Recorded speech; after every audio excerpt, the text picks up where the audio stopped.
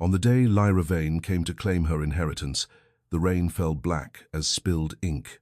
Long streaks of water swept across the carriage windows, smearing the landscape outside into something like a painting rubbed blurry by a careless hand, while the road leading up to the old Vane Manor was narrow, slick, dark, and so deserted that even the sound of the wheels grinding over wet gravel felt like it had strayed into a place where the living had no right to tread.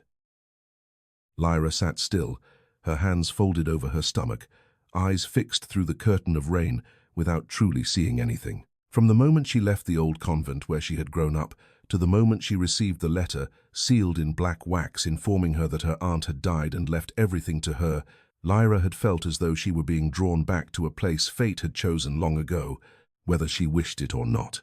Aurelia Vane. In the family, that name was always spoken in a low, clipped voice, as if referring to some ill omen.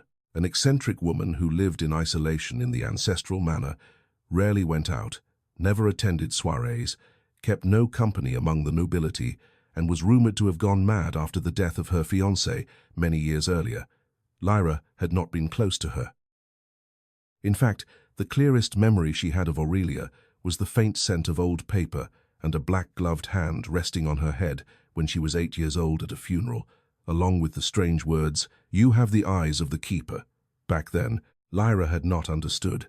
Now, she was not sure she wanted to. The carriage stopped before the manor gates. The coachman jumped down at once and opened the door, avoiding a direct look at the building ahead.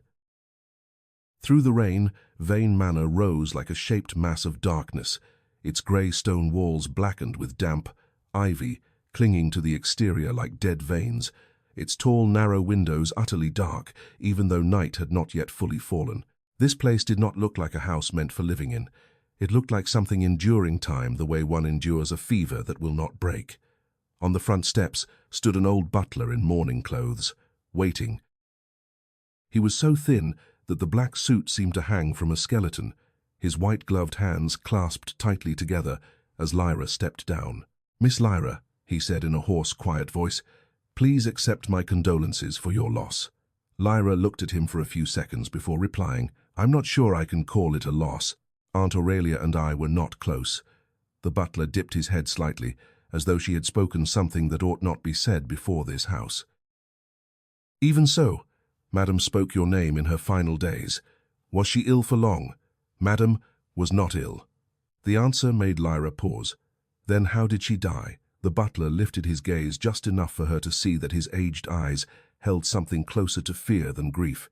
"We were instructed not to discuss that in the great hall." Lyra disliked this kind of evasiveness, but she was too tired to start an argument on the threshold.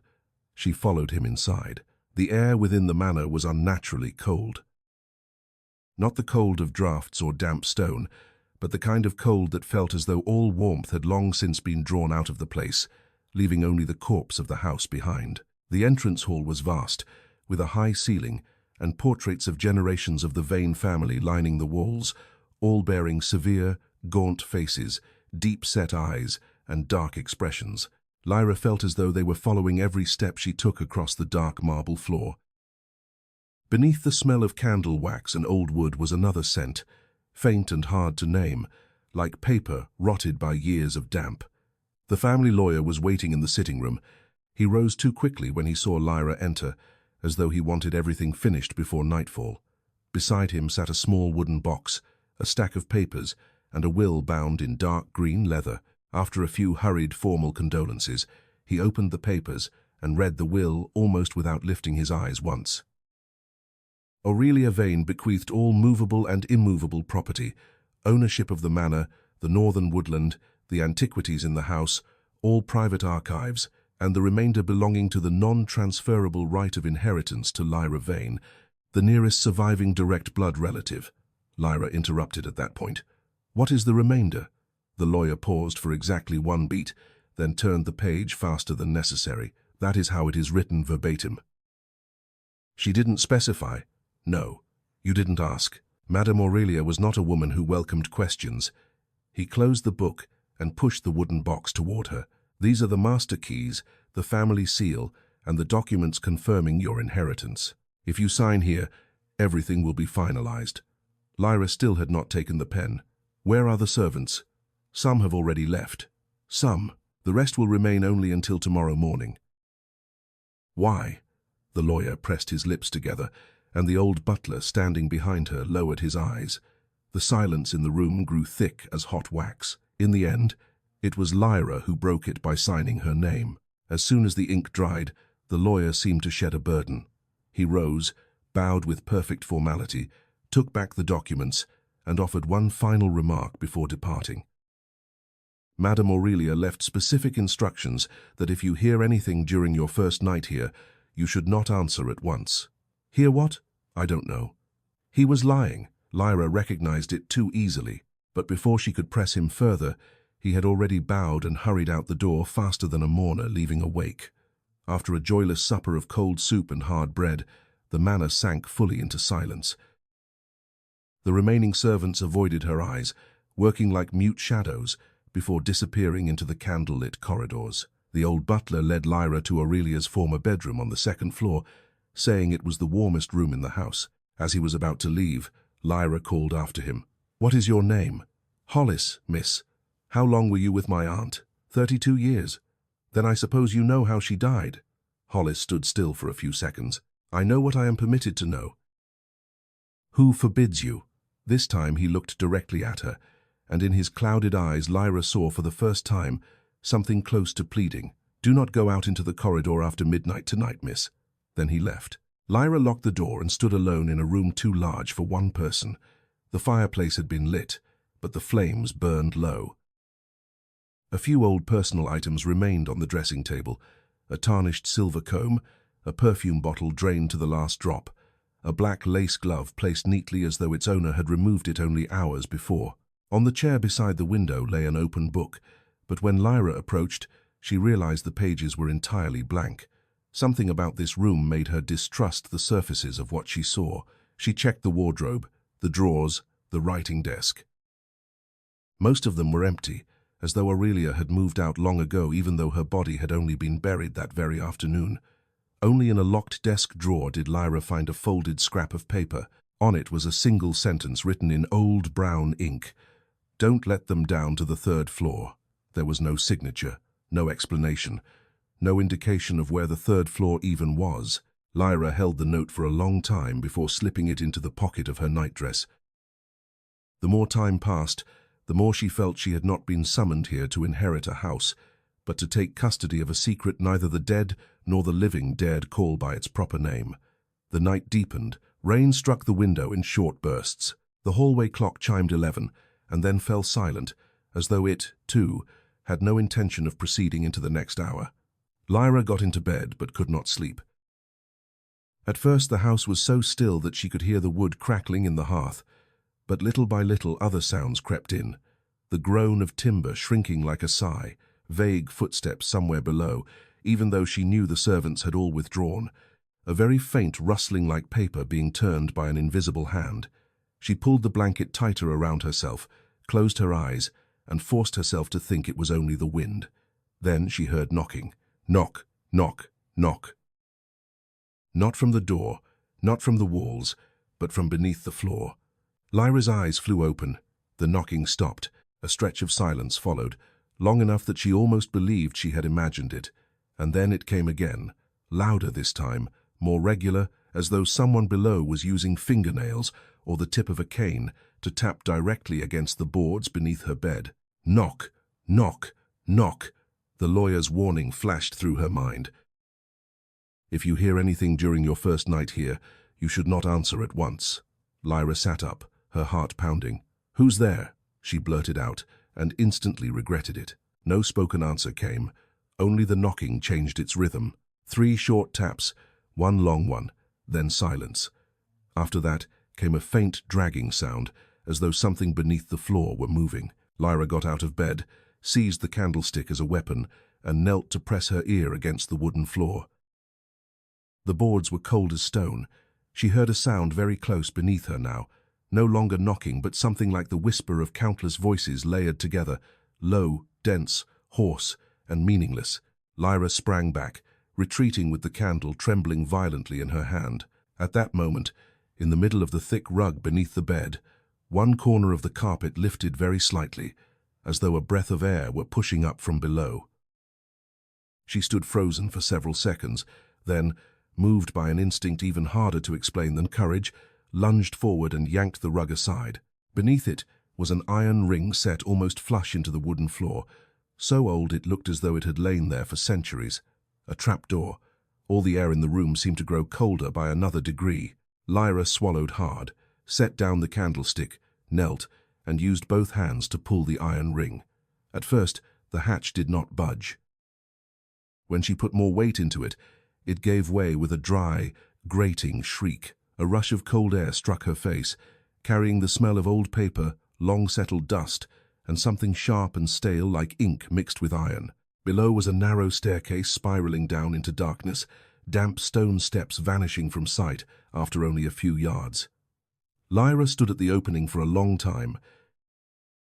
Every rational thought told her to shut it again, wait for morning, call Hollis, call anyone, or leave the house that very night. But at the same time another feeling rose in her chest, deep and cold as night water, a strange sense of familiarity. This was not the first time she had looked into the darkness beneath that stair. This was not the first time she had heard a summons from below. She picked up the candlestick, pulled her nightrobe tighter around her, and stepped down onto the first stair. The staircase descended farther than any ordinary cellar beneath a manor should have done. The air grew denser, the smell of old paper stronger, and after several turns even the sound of rain above disappeared completely. Only her footsteps on the stone and the rhythm of her own breathing remained. At the bottom, the corridor opened out, long and low, with rough stone walls on either side slick with damp. At its far end stood a massive black wooden door carved all over with symbols Lyra could not read, and at its center was the vain crest, worn almost beyond recognition. As she drew closer, the candles fixed along the walls, long extinguished, flared to life one after another. One candle, then the second, then the third. The dim yellow fire spread down the corridor like a slow wave until the great door before her stood fully revealed. Lyra's heart beat so heavily, it hurt. She did not remember when she had raised her hand to touch the door. She only knew that the instant her fingertips brushed the cold wood, a faint sound came from beyond it, like thousands of pages stirring in their sleep at once. The door opened on its own, not quickly, not slowly, but with a silence so smooth it was terrifying. And then Lyra saw it, a library, not a noble family's bookroom, not an archive, but a sea of bookshelves rising high into darkness, tier upon tier of black iron balconies, circling a vast round chamber buried beneath the manor. Endless shelves curved along the walls like the ribs of some gigantic creature, each packed with leather-bound books in dark, muted colors, some as large as Bibles, some as thin as journals, all dusted in grey silver. Iron spiral staircases climbed toward upper levels, but darkness swallowed their tops from sight. At the center of the circular hall was an empty stone space with a large reading table and a high-backed chair turned away from the door. Hundreds of candles set in sconces, on the table, on the railings, and on iron pillars lit one by one as Lyra crossed the threshold. This place was not silent. It breathed. From every shelf came a sound that might have been wind or whispering, very soft but unceasing, as though thousands of voices were trying to keep a secret too long buried, and only needed one listener for it to spill free. Lyra stood motionless, her feet rooted to the stone floor. She had never felt so small, and never before had a place so strange made her feel as though it had been waiting for her for a very long time. The chair at the center of the hall slowly turned. Seated in it was a man dressed in an old-fashioned black tailcoat, with a high collar, white gloves, and silver hair combed neatly back. His face was pale, nearly bloodless, handsome in a classical way, yet dry and still like an old portrait, and his eyes were the color of ash, calm and deep enough that Lyra did not like looking into them for too long. He rose and bowed with perfect courtesy, like a steward welcoming his master home after a long journey. When he spoke, his voice was low, polished, and carried a strange resonance, as though echoing through layers of space. "At last, you have come." Lyra tightened her grip on the candlestick. "Who are you?" The man placed one hand over his chest. "Edric, miss." He lifted his head, his lips curving into a smile as thin and polite as a blade. "Welcome home, keeper of the library." Lyra did not answer at once. She remained standing at the threshold, one hand gripping the candlestick, the other clutching the edge of her night robe, as though loosening it even slightly would cause the vast emptiness of this library to swallow her whole. The man who called himself Edric still held his slight bow, so motionless that the candlelight flickering all around seemed more alive than he did. And yet, the longer Lyra looked, the more she realized the unsettling thing was not his pale face or those ash-grey eyes, but the sense that he did not truly belong to the light before her. The outline of his shoulders, the edge of his gloves, a strand of silver hair at his temple, all seemed to blur whenever the candle flames wavered, as though that body existed only enough to be seen, but had never truly been made of flesh and bone like an ordinary living person. "I do not have a home here," Lyra said at last, her voice colder than she felt. "I only came to claim an inheritance." Edric straightened with measured calm. "In this place, miss, those two things are often the same. You speak as though I'm supposed to understand you. In time, you will. I hate people who talk in riddles." For the briefest instant, the corner of Edric's mouth twitched as though he had nearly smiled. "I also dislike people who arrive here without properly reading a dead woman's will, but tonight, it seems both of us must endure a few displeasures." Under ordinary circumstances, Lyra felt she would have turned her back and walked away at an answer like that, but this situation had gone far beyond ordinary. The moment the trapdoor opened beneath her bedroom floor, she took a few slow steps farther into the circular hall, not taking her eyes off Edric. "If you worked for Aunt Aurelia, why have I never heard anyone mention your name?" "Many people once knew my name," he replied. "Most of them have now been dead long enough to understand that silence is a valuable virtue. You are not amusing." "I rarely try to be." Lyra ground her teeth. "What is this place?" She turned in a slow circle, raising the candle higher. From the center of the hall, the library looked even more like a diseased dream. Towering shelves encircling the vast space, black iron walkways crossing high overhead, spiral staircases winding upward like the spines of giant insects, and deep reaches of shadow the eye could not penetrate. Somewhere on the highest levels came the faint rustle of pages turning, though there was no wind at all. "This," Edric said, "is the remainder." Lyra spun back toward him. "The remainder in the will?" "Yes." "A secret library buried beneath the manor. If it were only a secret library, Madame Aurelia would hardly have warned people not to go down to the third floor." The words sent a chill up Lyra's spine. "You know about that note?" "I know of all things written long enough within this house. Then you also know how she died." This silence lasted longer than the others. It was not the clumsy evasion of the lawyer or Hollis, but a silence of consideration, as though Edric were choosing which part of the truth was permitted to step out through his mouth. At last, he inclined his head slightly. "Madame Aurelia died from staying here too long. That sounds like the answer of a madman. In this place, the difference between madness and knowing too much is often smaller than people imagine." Lyra exhaled sharply and forced down her irritation. "Very well. You want me to believe I have inherited a gigantic library built underground, full of books nobody knows about, and that you," she pointed directly at Edric, "are standing here in the middle of the night as its butler, without finding any of this strange. I see many strange things every day. Your presence here is merely the latest. I am going back to my room. Tomorrow morning I'll have people tear this place open. You may try. Is that a threat? An observation?"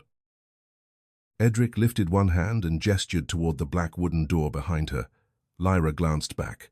The door still stood open, the stone corridor still lit by candles. But the instant she took one instinctive step backward, a dry, brittle sound came from a nearby shelf. A book fell onto the stone floor. The sound was not loud, but in that space it rang with startling clarity, like the snapping of a bone. Lyra flinched and turned around. The book lay only 2 steps away from her, bound in deep red leather the color of old wine, with no ornament on the spine except a line of faded gold letters. She approached and bent to pick it up. The leather was unnaturally cold, almost damp, making her think of touching the hand of someone freshly risen from a crypt. On the spine was written, "House Caldwin, a noble family." Lyra recognized the name at once. The Caldwins were one of the richest houses in the capital, famed for their lavish parties, flawless marriages, and for their eldest daughter, Isolde Caldwin, whom all society praised as the greatest beauty of her generation. "Don't tell me this place keeps records on noble families as well," Lyra said, still staring at the book. "No," Edric replied, "not records." "Then what?" "Accounts." A cold discomfort crawled down her spine. "Accounts of what?" "Debts paid with things that did not belong to the beneficiary." Lyra looked up, about to press him further, when the book in her hands trembled very slightly, not because her hands shook. It truly moved, as though something inside it had just awakened. At the same time, the gilded letters on the cover seemed to darken beneath the candlelight. A faint scent rose from between the pages, the smell of white flowers gone stale mixed with rusted metal. "Put it down," Lyra said sharply, as if giving an order to the book itself. "There is no need." Edric watched her without blinking. "It has already chosen you. I have no desire to be chosen by a book. No one ever does. Yet, that seldom stops it from happening." By reflex, Lyra moved to hurl the book onto the nearest table, but the instant her fingers tightened on the cover and opened to the first page, the world around her folded inward like water split by a deep blade. She had no time to scream. The candles, the stone, the black iron, Edric's pale face, the whole library dropped away from sight, as though she had been yanked through an invisible curtain. The first sensation was cold, the second was smell. No longer old paper, but scented oil, fireplace ash, sweet wine, and beneath it all the strange odor of human sweat, trapped too long beneath tight bodices and gowns. When Lyra opened her eyes, she was no longer standing in the library. She was kneeling on the polished marble floor of a large dressing room, both arms wrapped around a silver tray holding combs, a hand mirror, and small glass bottles. A rough skirt brushed her ankles. Her hair, or rather, the hair of the person whose body she was in, was tied neatly beneath a maid's cap. In front of her stood a folding screen embroidered with gold thread, and behind her were 3 other young women in ash-grey servants' uniforms. None of them looked at her. They kept their eyes lowered to the floor with the familiar tension of those who live forever, one step beneath their mistress's wrath. A woman's voice sounded from behind the screen. "The water is too cold. Do you creatures have hands or only bones?" The voice was soft, high, beautiful enough to have been made for singing hymns, yet beneath it lay a thin blade of sharpness that needed no raised volume to make its listener shrink. One of the maids beside Lyra trembled. "Forgive us, miss," she whispered. The screen was pushed aside. Isolde Caldwin stepped out wearing a white silk underdress, her golden hair falling to her waist like honey in sunlight. She was beautiful to a degree that seemed almost absurd. Skin pale and flawless, lips soft and pink, eyes light blue like glass by the sea. But what stole Lyra's breath was not her beauty. It was the wrongness that radiated from it, like gazing upon a portrait, too perfect to be real, and the longer one looked, the more one realized the features had not been born together but assembled piece by piece from many different faces. Isolde held out a hand. The comb. The body Lyra was trapped inside hurried forward, set the tray on a velvet chair, and knelt behind the young lady to brush her hair. Lyra felt every movement vividly, though she did not control it. She was only forced to watch through the eyes of this nameless maid. The moment the comb touched Isolde's hair, the young mistress said, "Where is the new girl?" No one answered. "I asked where the new girl is." A maid standing near the door stammered. "She has a fever, miss." Isolde looked into the mirror, and her gaze turned colder. "A fever?" "Yes, miss. Bring her to me tonight." Lyra felt her hand pause in Isolde's hair. Isolde watched the maid's reflection in the mirror and caught her eyes through the glass. A smile bloomed on her lips, beautiful as flower petals and venomous as a serpent's bite. "Are you frightened, Lise?" A strange name rose in Lyra's mind. So the maid's name was Lise. Lise's mouth answered automatically, "No, miss." A lie. Isolde tipped her head back, exposing a slender white throat like porcelain. "I dislike being lied to." Lise instantly prostrated herself. "Forgive me, miss." Isolde was silent for a long while. Then she laughed softly. "Stand up. I am in a good mood." The words were even more frightening than when her voice had turned cold. Evening came quickly in the memory. Lyra did not know how many hours had passed. only that the scenes broke apart and stitched together like a fever dream. Long lamp-lit corridors, music echoing from the ballroom, maids hurrying everywhere, heavy gowns reeking of perfume, urgent whispers. No one dared let their mistress overhear.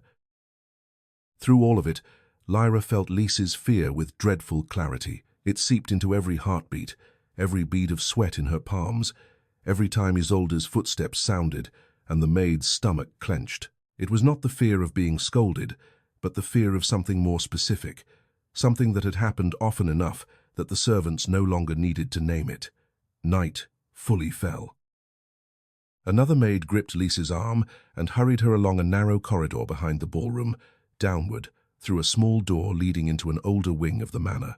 "Do not look at anything," she whispered in a ragged voice. "Do not say anything. If you are still able to walk afterward, never come back here." Lise gave no answer. Lyra felt the maid's throat so dry, it ached. They stopped before a low, round chamber, lit only by 12 candles arranged in a circle. In the center stood a black wooden chair with armrests, half throne and half instrument of torture. Mirrors covered the walls. So many mirrors. Each one caught the candlelight and warped it into pale gleams like the eyes of the dead held open. Isolde Kaldwin was already there, now wearing a thin silk nightgown, her hair loosely pinned at the nape of her neck, looking younger than before and far more dangerous. Beside her stood a withered old woman, dressed more like a governess than a servant. She was grinding something in a stone mortar, a shimmering powder like ground bone. Isolde turned to Lise and smiled with unusual gentleness. "Come here." Lise stepped forward. Lyra wanted to scream at the girl to run, but she was only a ghost trapped in another person's memory. "You are loyal to me, aren't you?" Isolde asked. "Yes, miss." "Good." She lightly touched Lisa's cheek with her fingertips. "I hate growing old," the old woman beside her rasped. "You are not old, miss. You only need to preserve what is already yours." "Exactly," Isolde said. "Mine." Lise was guided into the black chair. Her wrists were bound to the armrests with white silk ribbons embroidered in silver. So beautiful one might have mistaken this for a blessing ceremony. The old woman scattered the glittering powder in a circle beneath the chair, then drew out a gold needle far longer than any ordinary one. Isolde stood before Lise, facing a large mirror. She let down her hair. In the mirror, that flawless face looked directly into the maid's fear. "Do not cry," Isolde said when she saw tears running down Lisa's cheeks. "I am only taking the excess. You are born with too much of it and never know how to use it." The old woman pricked Isolde's fingertip with the golden needle. A bright red drop of blood fell against the mirror, and instead of sliding down, it clung there like a tiny eye. Then she turned to Lise and cut a shallow line across the girl's wrist. Her blood was darker, heavier. The moment the first drop fell into the powder circle beneath the chair, every mirror in the room shuddered, not with sound, but with image. The glass rippled. Lyra felt nausea rise in her, as Isolde's reflection no longer matched her actual body. Each mirror showed a different version of her beauty, brighter eyes in one, fuller lips in another, smoother skin in yet another. All those fragments of beauty drifted slowly around the room like fish beneath deep water. The old woman began chanting in a language Lyra had never heard, yet somehow she understood its nature. It was not prayer, not supplication, it was the naming of theft. Call this thing out of one body, transfer it into another, blur the place of lack, seal the crack, restore wholeness with the life that does not belong to you. Lise began to shake violently, not from cold, but because something was being drawn out through her flesh. Lyra felt it with horrifying clarity. The draining of life did not hurt like a knife wound. It felt as though invisible hands were thrusting into bone, behind the eyes, into the spine, and pulling out thread after thread of tiny brightness, soft, warm layers, nameless pieces of youth that make up life itself. Lise opened her mouth, but only a strangled hiss emerged. At the same time, Isolde drew in one long, deep breath, like a woman lowering herself into a warm spring. The color on her lips deepened. The faint shadows beneath her eyes vanished. The skin of her throat, shoulders, and hands seemed touched by an invisible light that left behind a smoothness and radiance almost unreal. "More," Isolde whispered, her eyes closed. "There is more in her," the old woman chanted faster. Lise convulsed. Tears streamed down her face, but she no longer had the strength to moan. In the nearest mirror, Lyra saw Lisa's reflection graying by degrees, while Isolde grew luminous, as if lit from within. That beauty was enough to make one want to kneel before it, which was precisely why it was more disgusting than anything Lyra had ever seen. At last, the ritual ceased, when Lise slumped forward completely. The silk ties around her wrists slipped loose. The old woman checked her pulse and said, "Still alive." Isolde opened her eyes and studied herself in the mirror with the satisfaction of a devotee whose prayer has been answered. "Am I lovelier than I was this morning?" The old woman bowed her head. "You are more radiant than ever, miss." Isolde touched her own cheek and smiled. "Take her away. Let her rest one night. If she is still breathing tomorrow, assign her light duties upstairs. If not, bury her in the back garden like the two before her." The two before her. The word struck Lyra's mind with the weight of stone. The memory began to splinter there. Someone carried Lise away. Somewhere in the corridor, a maid was quietly sobbing. There was cold, the smell of damp earth, the feeling of fingernails scratching against a burial shroud. Then everything jerked backward like a tide, sucked violently from the shore. Lyra fell onto the stone floor of the library, her hand slipping free of the red book. She was breathing hard, cold sweat damp on the back of her neck, even though the air around her remained dry and cold.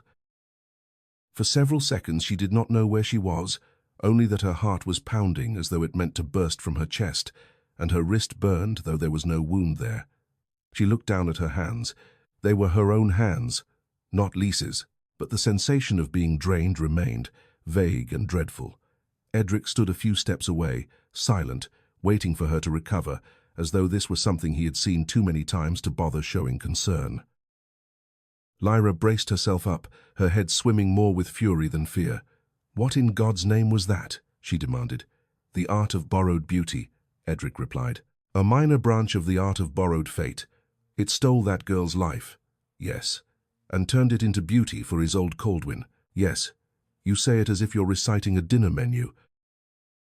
"I say it like someone who has had many years to stop expecting humanity to be shocked by what it is willing to do in order to keep what it believes belongs to it." Lyra sprang to her feet and strode to the nearest table, planting both hands on the cold stone edge. Was that a true memory? Yes. Whose? The victim's, or rather, the part of her memory that remained strong enough not to die quietly. That girl, Lise, is she dead? 3 days later. The burial record listed it as sudden lung fever. Lyra closed her eyes for a moment.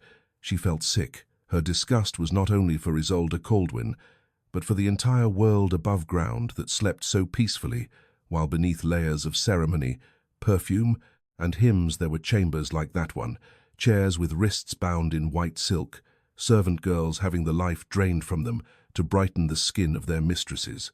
"Why me?" she asked more quietly, without looking at Edric. "Why did that book open for me? Because the library has accepted you. The library is a building, not a hunting dog. You would be disappointed if I told you it chooses people better than most hunting dogs do." Lyra turned to glare at him. "Stop talking like that. I need real answers." Edric met her gaze. For the first time since he appeared, the thin edge of mockery vanished from his mouth. "This is not a library in the ordinary sense, you know. It does not keep knowledge so that people may study. It keeps debts the world has tried to bury. Rituals, crimes, the true cost of miracles. Whenever an act of theft great enough is hidden beneath power, honor, or faith, a record is born here. Not to accuse before any earthly court, but so that truth may still have somewhere to remain when no one outside wishes to remember." Lyra listened, her scalp prickling. "Whenever? You mean there are countless things like that?" Edric tilted his head very slightly toward the dark, endless shelves. "Do you imagine House Kaldwin is the only family that fears age?" Lyra looked in that direction. For a moment, those endless shelves no longer seemed like shelves at all, but like an upright graveyard of confessions pressed into leather and paper. "Who created this place? Someone angry enough at oblivion. Name? Too many questions for a newcomer on one night." "You just promised me honest answers. I promised fewer lies than most people you have met in this house. That is not the same thing." She took another step toward him. Did Aunt Aurelia see things like what I just saw? Yes. And she left this to me? Yes. She was mad. Perhaps. Edric paused, then added very softly, or perhaps she knew only you remained. The words made Lyra go still. Only me for what? The vain bloodline close enough for the library to open. I do not want it to open. Many things open without waiting for people to want them. She let out a dry laugh, but the sound shattered at once when her eyes landed on a nearby shelf. Among the old leather-bound volumes, she spotted a spine of dark blue-black that felt strangely familiar, not because of any title, because it was exactly the same shade as the notebook her mother used to carry when she was alive. A tiny, meaningless detail Lyra had not realized she still remembered. She walked toward that shelf as if being pulled. The book bore no family name on its spine, only a small symbol, a circle cut in half. She reached out a hand. "Don't," Edric said immediately. His voice was sharp for the first time. Lyra stopped halfway. "What is it?" "Something you are not ready for. I thought you said the library chose me. The library also has a habit of wanting too much from those it chooses." Lyra turned to him. "How many levels are down here?" "More than the manor above is willing to admit. What is the third floor? A place best left alone until you understand the first one." "And if I do not want to understand?" Edric looked at her for a long time. "Sooner or later, what is here will find its way to you anyway. It always does." The whispering rustle rose again among the shelves. Lyra was no longer certain whether it was real or merely the lingering echo of the memory she had just been dragged through, but she could hear distinct tones, layered one atop another, as though countless people were speaking all at once right beside her ear. Not words, not language, only desperation crushed so long it no longer knew how to use anything but the air itself as a surface to claw. She suddenly felt herself shivering. "I'm leaving." "Right now?" Edric asked. "Yes. Try." Lyra spun on her heel and walked straight toward the black door. The stone corridor beyond it was still lit by candles, the staircase still there, narrow and steep, leading upward into the darkness of the bedroom above. She moved quickly, almost angrily, as if stepping back into the upper hall would turn everything that had just happened into nothing more than a vile dream.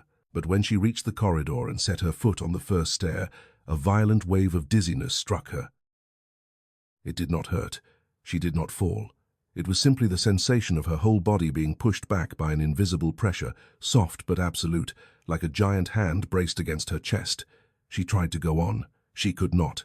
She tried again, harder. This time a chill rose from beneath her feet so sharply it numbed her to the knees. Lyra swore, then turned and looked down. Edric still stood in the library doorway with his hands folded behind his back, looking more patient than stone. "What are you doing?" "Not I. Do not tell me the library is doing this. That is the correct answer. A building cannot hold a person prisoner. You have just watched a book reveal a ritual that steals beauty from human flesh by means of mirrors and blood, and the thing that surprises you is a library knowing how to lock its doors?" Lyra clenched her jaw until it hurt. At last she came back down, each step heavy with frustration. The moment she crossed the library threshold again, the invisible pressure vanished. That only angered her further. "I am not a prisoner. No one said you were. And I am not keeper of anything. That may depend on how soon you read the next book." Lyra was about to snap at him again, when, from somewhere among the distant shelves on the second balcony level, another sound arose. Not rustling this time. Crying. Very thin, very far away, very young. Lyra whirled toward it. The candles above flickered. A small white figure darted across the far end of the balcony and vanished behind a row of shelves. Lyra felt her insides twist. "You saw that too, didn't you?" Edric did not answer immediately. "In this place," he said at last, "many things are seen." "Who was that?" "One of those no one remembers anywhere but here." Lyra did not know whether it was cold or exhaustion that made her hand begin to shake. She looked at the red book still lying on the stone table, at the towering black shelves, at the winding walkways, and finally back at Edric. "If I stay," she asked slowly, "what exactly do you intend to do? Make me read all of this?" "No. Most of it is not meant for you. Some will kill you if opened the wrong way. Some will drive you mad. Some will make you wish you had died in the first chapter." He inclined his head slightly. "I only intend to teach you how to survive long enough to understand why Madame Aurelia had no choice but to leave this place to you. And, if I refuse, then you will still have to learn how to survive, only more quickly." Lyra stared at him for a while, then let her gaze move over the library once more. Her stubbornness remained intact, and so did her fear. But beneath both of them, something else was growing, far more dangerous: curiosity. Not the innocent curiosity of someone reading novels beside a hearth, but the kind that draws a person to the edge of an abyss, simply to see what down there has been calling their name. She hated admitting that, so when she finally spoke, her voice came out all the harder. "Fine. Explain the rules. A wiser beginning than I expected. Do not get used to it." Edric bowed his head slightly in acceptance. "First rule: no book in here should be touched unless you have permission or know what it is. The last one didn't ask me, which is why you learned the first lesson directly. Next, second rule: what you see in the books is true, but not always complete. Truth here is like a shard of broken mirror. It can cut the one holding it if they forget they possess only a fragment." Lyra gave a short nod. "Next, third rule: you are not to remove any book from the library.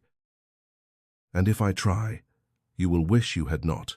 You do enjoy irritating answers. Long practice. Next, fourth rule: if you remain here long enough, the library will begin to notice what you want. The more fiercely you want it, the more eagerly it will try to place the right book into your hands." Lyra slowly lifted her eyes. "What exactly do you mean by that?" "I mean you should be careful what you ask for, even in your own thoughts." Her fingers tightened around the candlestick. The memory of her mother, of old medical papers, of cold nights in the convent, and the helplessness of a child standing outside the room of someone dying, flared through her all at once like a needle touching an exposed nerve. She did not like that Edric could read it so easily from her face. "And the last rule?" she asked. Edric met her gaze with ash-grey eyes so calm they were almost horrifying. "The last rule," he said, "is that within this library you should not lie for too long. It hates lies even more than it hates fire." Lyra was about to fire off a sarcastic remark when the 3 nearest candles suddenly went out all at once. Only 3, perfectly timed, deliberate. Darkness flashed around them like the blink of an eye. Lyra froze for half a second, then slowly lowered the candlestick. Edric did not look surprised in the least. "You see?" he said lightly. "It is listening." And for the first time since stepping down beneath the floorboards, Lyra understood that the most frightening thing about this library was not the books, the ghosts, or the truth that the world above had been built on blood debts. It was that from this moment onward, she would no longer be allowed to pretend she did not know. Lyra returned to her room when the sky beyond the window had turned that heavy leaden grey that signals dawn is near. She did not remember exactly when she had left the library. She only remembered that after the 3 candles before her went out all at once, Edric said nothing more, merely stepped aside to indicate that she could return if she wished, then stood watching her the way one watches an animal just released from its cage, while knowing full well it will come back to the same place. This time the staircase did not stop her.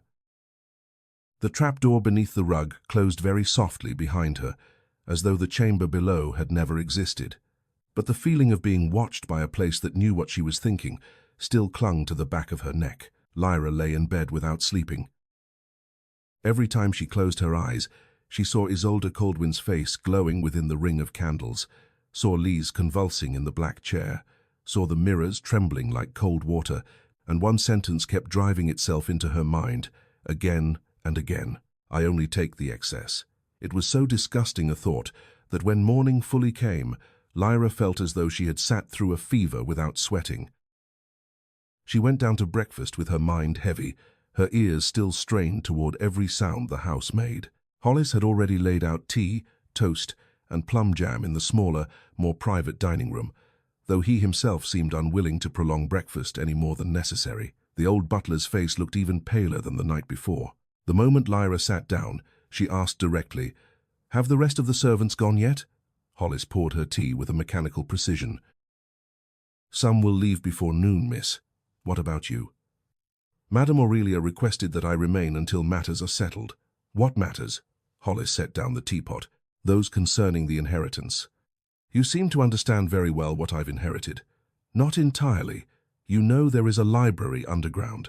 His hand paused for exactly 1 beat, very brief. But to Lyra now it rang as loudly as knocking in the middle of the night. I know there is a place Madame would allow no one near. Have you ever been down there?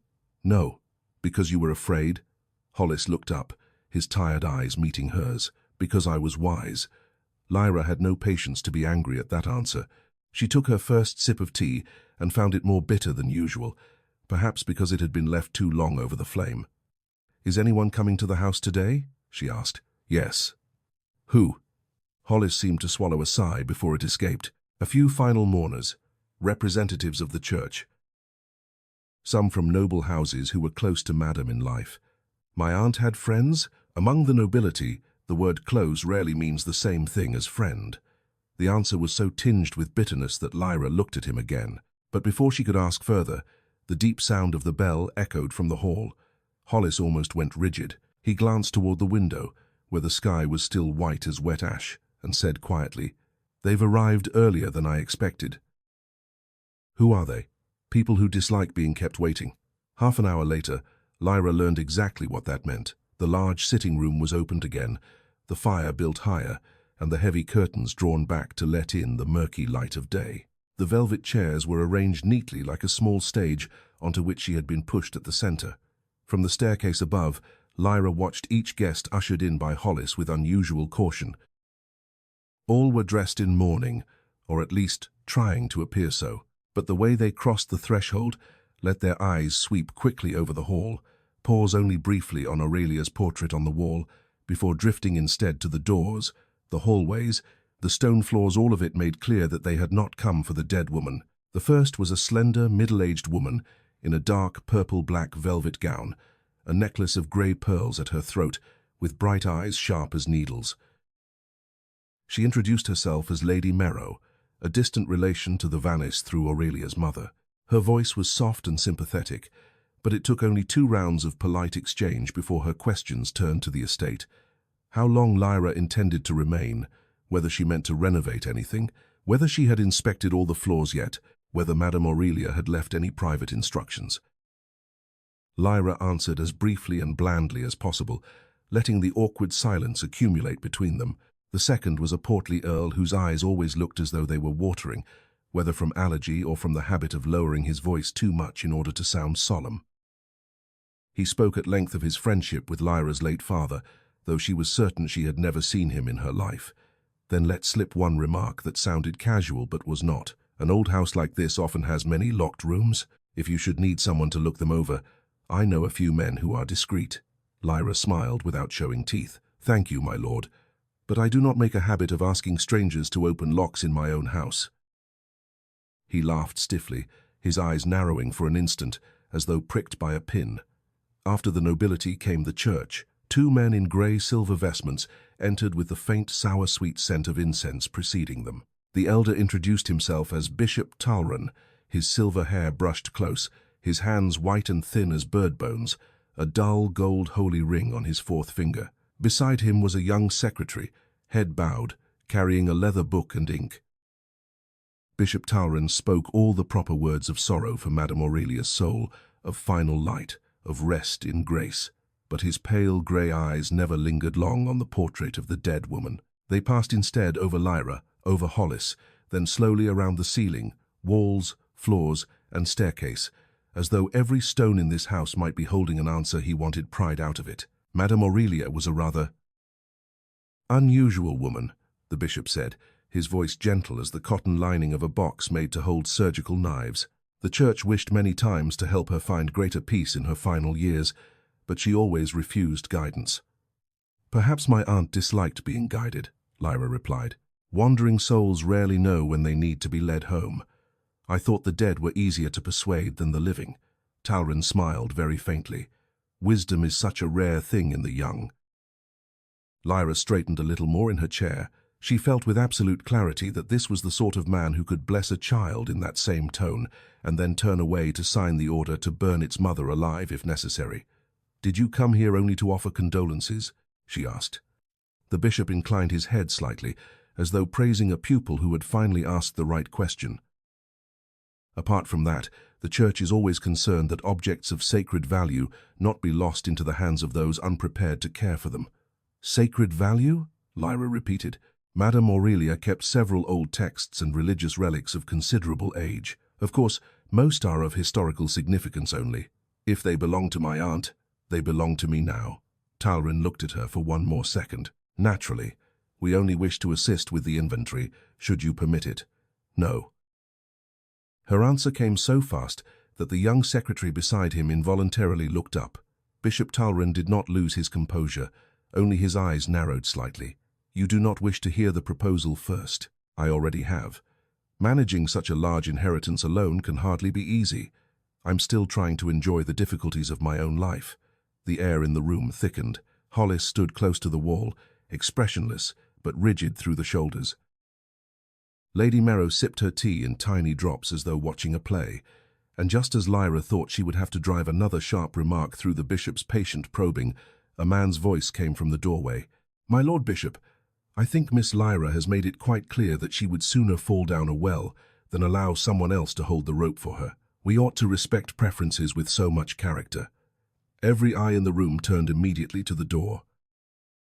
The man who had spoken stood there beneath the tall wooden frame, as though it had been built specifically to enclose him. He was young, not yet 30 perhaps, tall, slender but not weak, dressed in a black mourning suit cut with such precision that its solemnity could not conceal the habit of living among expensive things. His dark hair was combed neatly back, revealing a face of excessively fine lines, a straight nose, a sharp chin, the corners of his mouth as if always prepared to form half a mocking smile. But what drew Lyra's attention most were his eyes. They were not warm, not cold in any blatant way. They simply observed too quickly, too deeply, too clearly, as though in the first second of entering he had already memorized where every piece of furniture stood, where every passage led, who was standing where, and exactly how much each of them was lying. Hollis bowed lower to him than to the others. "Lord Cassian."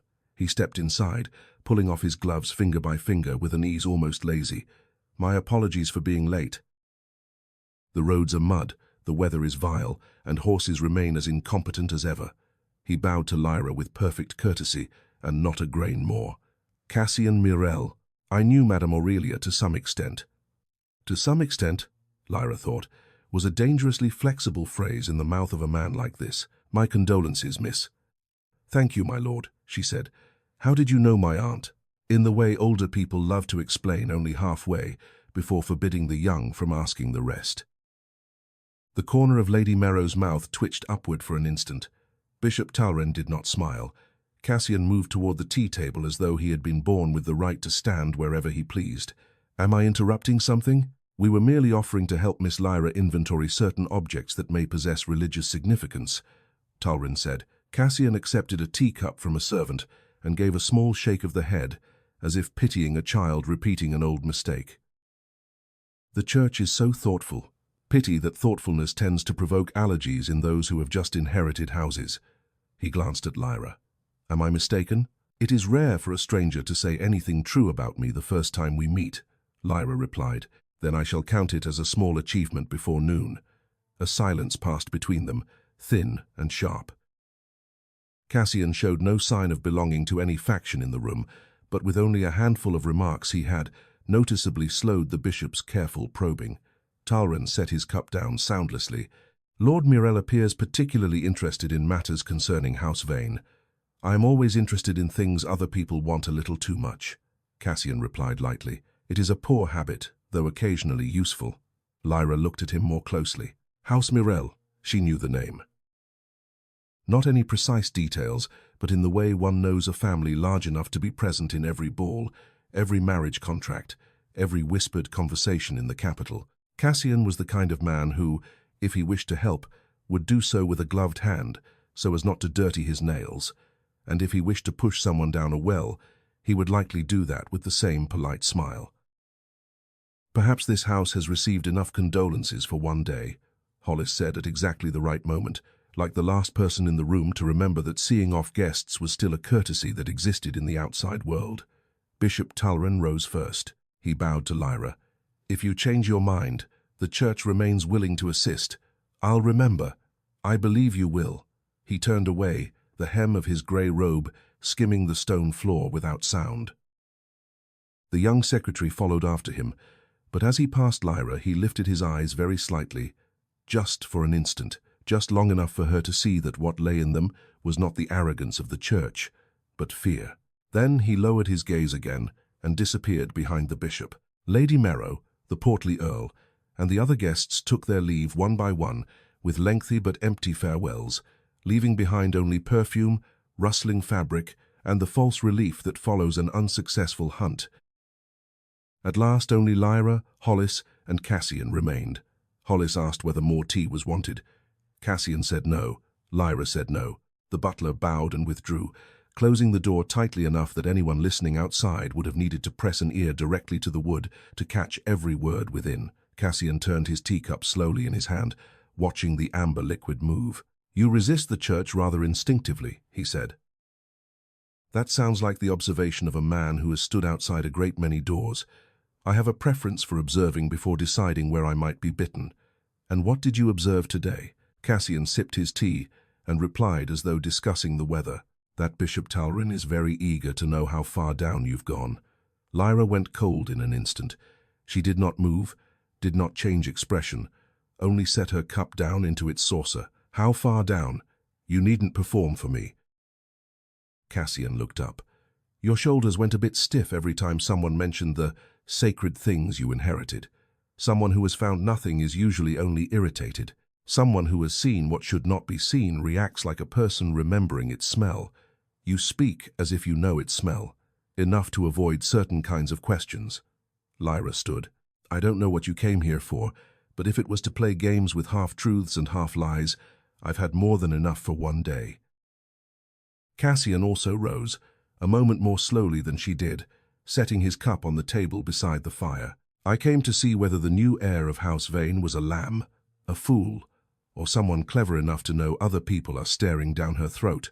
And your conclusion? For the moment, the third, though I am reserving room for the possibility that you may disappoint me before the end of the week."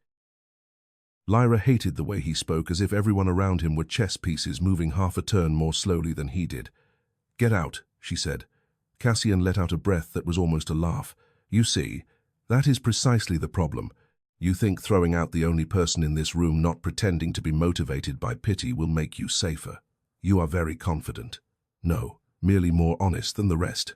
Lyra stepped closer. "Then be honest. What do you want here?"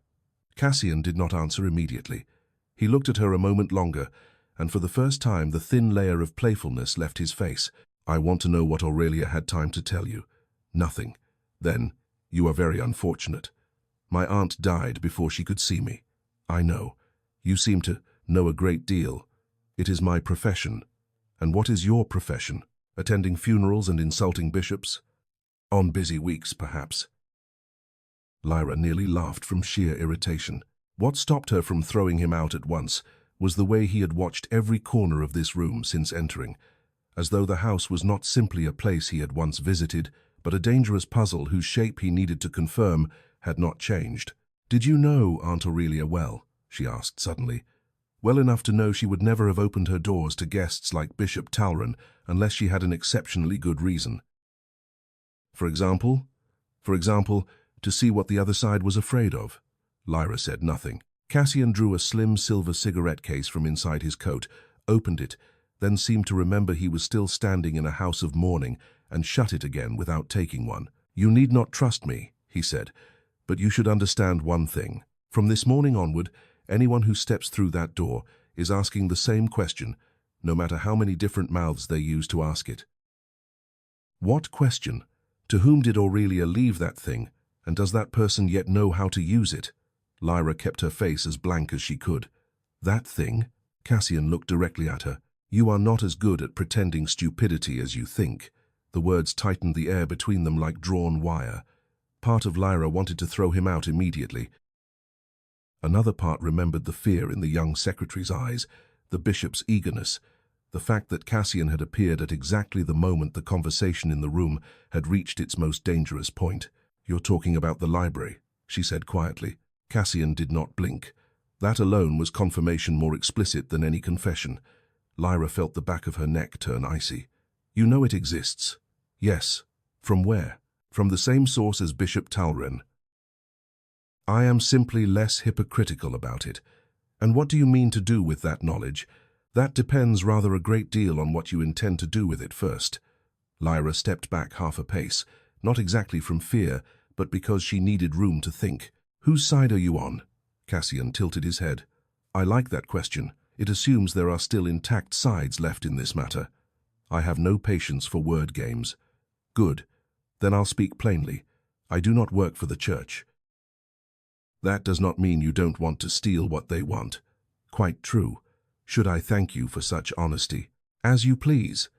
He moved to the window and pulled back the curtain to look out at the front yard, where the last two mourning carriages were just departing through the vane gates. "You should have someone inspect the locks on the eastern doors. Last night there were 2 fresh boot prints in the mud near the glasshouse wall.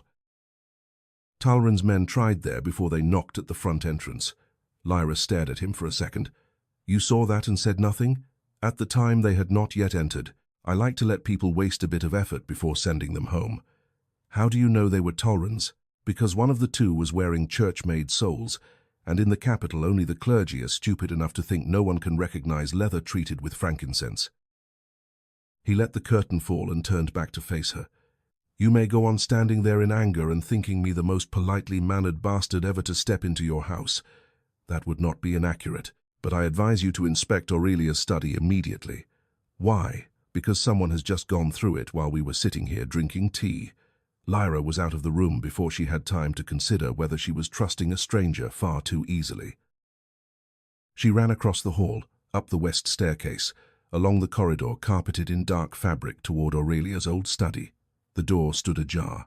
Lyra knew with certainty it had been closed that morning. She pushed it open. The room was colder and darker than the rest of the house, with the smell of dust and old ink in the wood. The writing desk drawers had been pulled out. Bundles of letters were disordered. A small wooden box lay tipped over on the floor, its lid thrown back, empty. Beneath the rug by the desk was mud. Not much. Only a faint half-footprint, as though someone had stood there while the courtyard was still wet from rain. Lyra knelt to examine it more closely. It was not Hollis's or any servant's. The sole was narrow, sharp, edged with tiny metal studs. The sort of expensive shoe worn by someone unused to walking far but very used to polished stone floors. Cassian stood in the doorway behind her, not coming fully in. "Do you see?" he asked. "Had you been in here already?" "No." "Then how did you know?" "Because while Bishop Talren was speaking to you, the young secretary disappeared from sight for nearly 3 minutes. Too long for a man merely searching for a privy in an unfamiliar house. Too short for someone hoping to steal silver." Lyra turned on him. "And you let him do it?" "I am not a servant in your house." "But you knew." "I know many things. You will have to learn to ask quickly enough." Lyra rose, anger surging because he was right in the most infuriating way possible. She looked around the room once more. The empty wooden box on the floor must have held something small but important.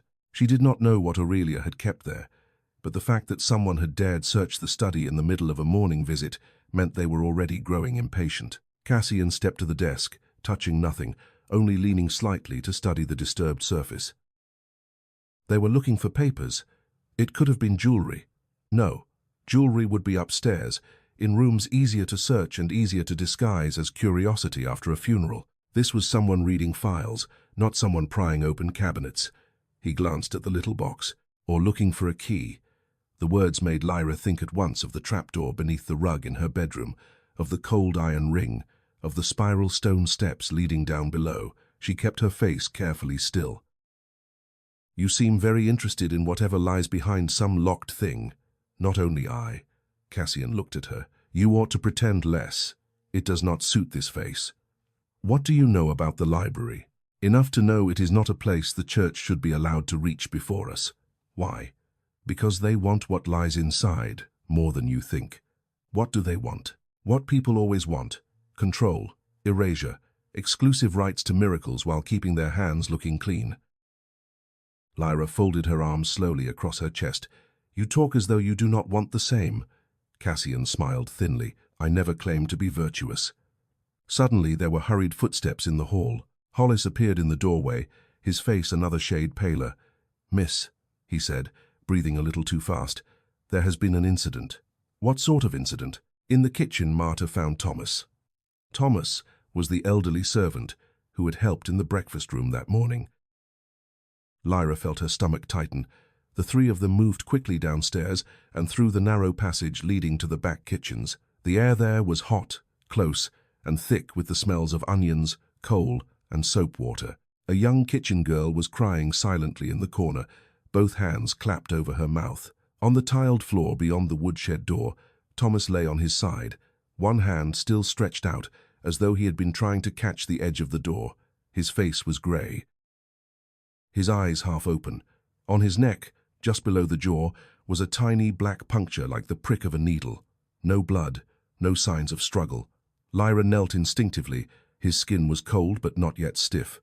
How long has he been dead? She asked. Marta, the old cook, answered in a trembling voice. Not long, miss. He was still upstairs fetching wine this morning. Cassian crouched on the other side of the body, studying the small dark mark without touching it. Quick work, he said. Quiet. Clean. No mess on the floor. Very polite. Would you stop that? Lyra snapped. Cassian looked up at her. I am telling the truth. Hollis stood behind them, his hands clasped so tightly they had gone white. Thomas had no enemies. Wrong, Cassian said. A man who knows something in this house suddenly acquires enemies in all who wish that thing left unsaid. Lyra turned to Hollis. Did he say anything to me? Hollis hesitated. Marta looked at him, then away. The air in the kitchen grew heavy as congealed fat. Thomas only asked this morning whether you had slept well, miss, Hollis said at last. Nothing else of consequence. Lyra rose at once. You are lying. Hollis fell silent. Lyra remembered that the night before, after the guests had gone, Thomas had helped carry a small trunk to her room, then lingered a few seconds in the hall as though he meant to say something. She had been too tired then to care. What was he going to say? She pressed. Hollis looked down at Thomas's body. He said it was time some things could no longer be hidden. What things? He did not have time to say. And now he is dead. No one answered. Cassian stood and brushed lightly at his sleeve, though he had not touched the body. Perhaps they thought Thomas knew where Aurelia had hidden whatever they needed, or at least enough to point the way. They? Lyra asked.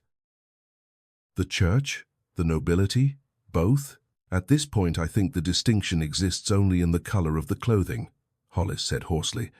I will have someone prepare him for burial. No, Lyra said immediately. No one is to touch him until I have seen his room. Hollis looked at her as though, for a moment, he had glimpsed something in her face that resembled Aurelia. Yes, miss. Lyra drew a deep breath, but the smell of wood, burnt onion, and death made her nauseous. She turned and walked out of the kitchen, with Cassian following.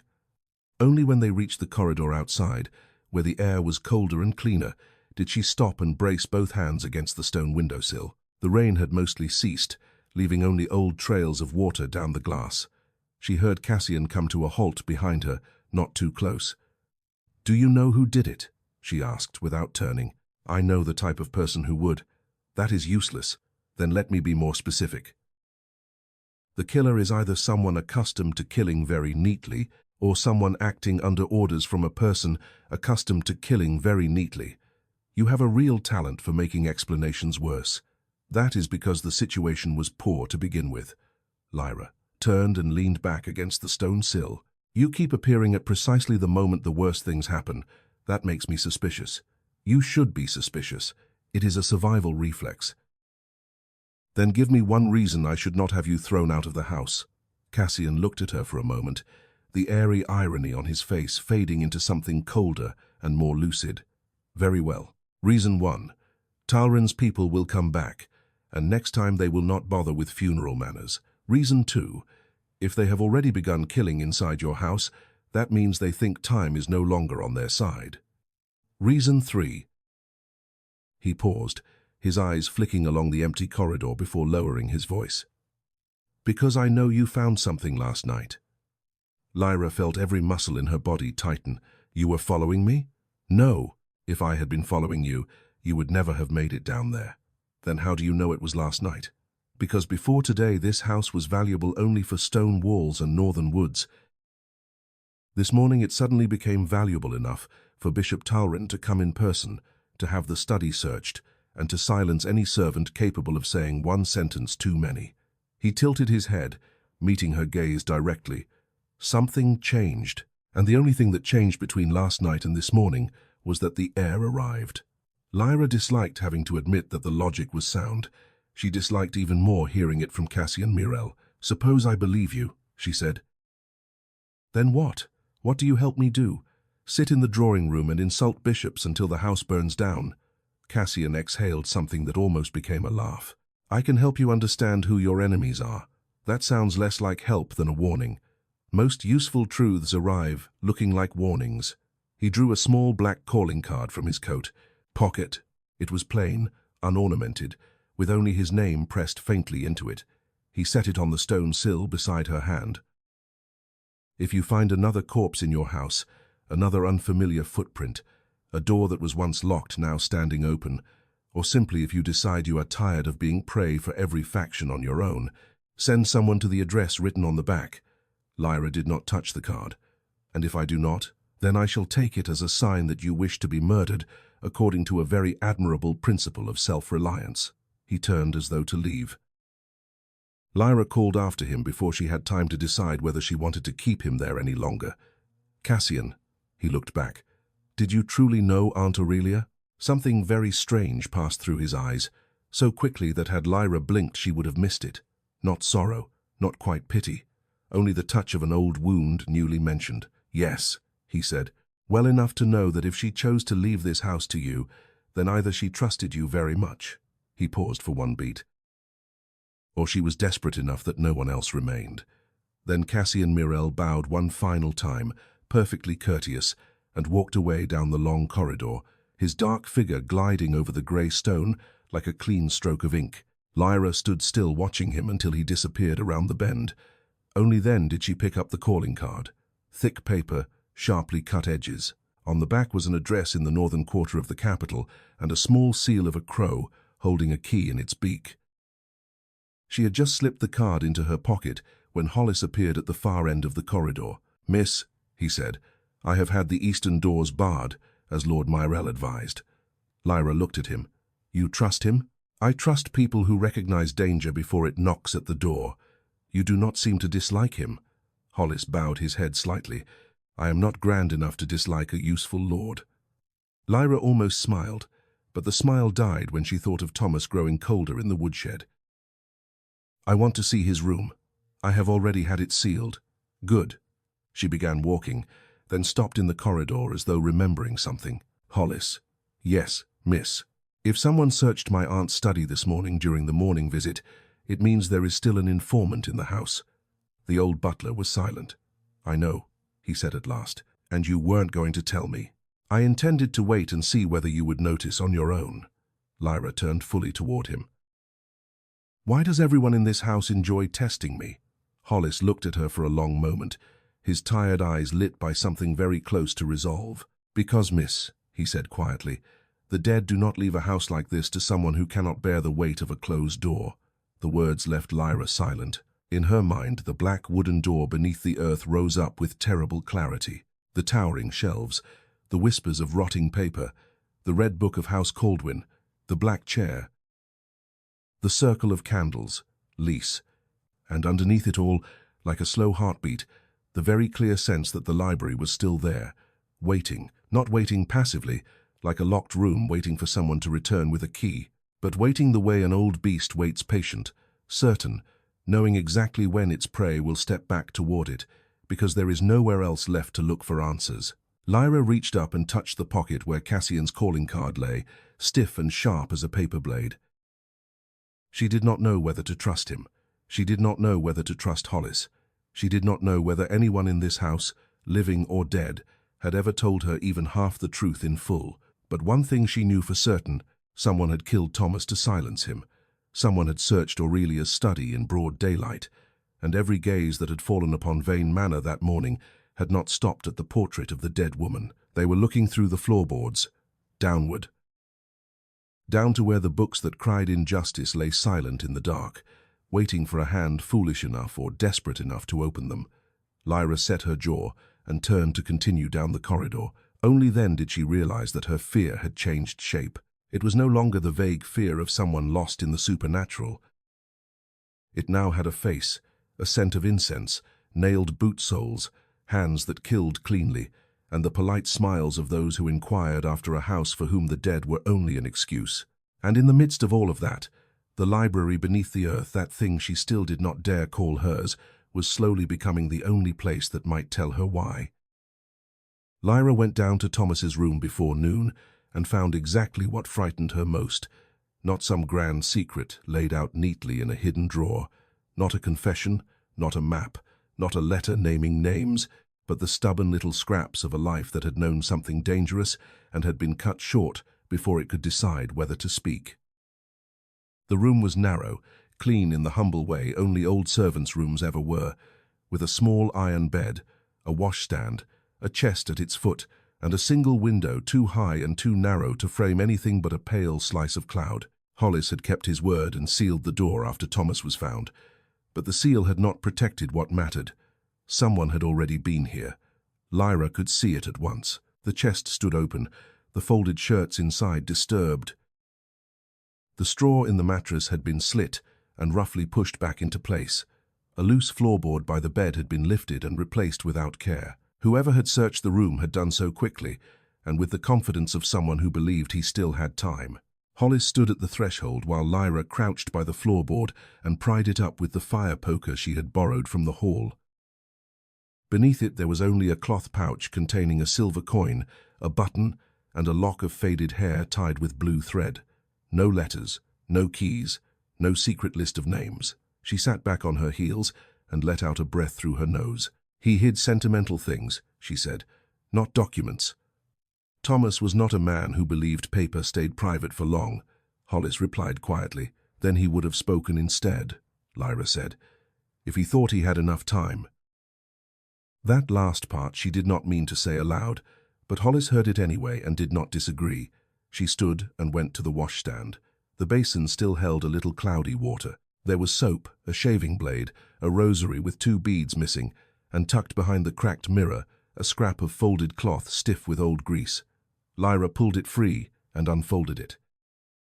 Inside was a tiny brass token, darkened with age, stamped with a symbol she recognized only because she had seen it twice now in less than a day. A circle split through its middle, like a severed halo, the same mark she had glimpsed on the spine of the blue-black book in the library. The same mark, or close enough, that Isolde she had not met Isolde yet. Lyra corrected herself sharply, annoyed at the way her thoughts were already beginning to arrange unknown names and future fears into patterns. There was still only the present, and in the present Thomas was dead. Cassian Myrrell had left a card in her pocket, and the house had begun to feel less like a place and more like a throat closing around her. "Do you know this symbol?" she asked. Hollis frowned. "I have seen it once before, on a crate delivered years ago. Furis Aurelia had it taken below herself." "Below," Lyra repeated. "And you never asked what was in it?" "Miss Vane," Hollis said, his lined face giving nothing away. "I have served 3 generations of this family. Curiosity is how one dies young in houses like this. Restraint is how one reaches old age with both eyes." Lyra slipped the token into her pocket. "Thomas reached old age and died anyway." Hollis's mouth tightened. "Yes." There was nothing more to say to that. They searched the rest of the room in silence. Behind the chest they found only dust and a dead moth. In the lining of Thomas's winter coat, Lyra found a narrow sewn compartment, but it had already been cut open. Empty. Someone had known exactly where to look. That, more than anything, hardened the unease in her into something colder and more useful. There was a leak somewhere in this house, not of water but of knowledge. Someone had known Thomas might hide something in his room. Someone had known he might speak. Someone had killed him before he could. "I want a list of everyone still in the house," she said as they left the room. "Names, how long they've been here, who hired them." Hollis inclined his head. You shall have it, and I want the locks changed.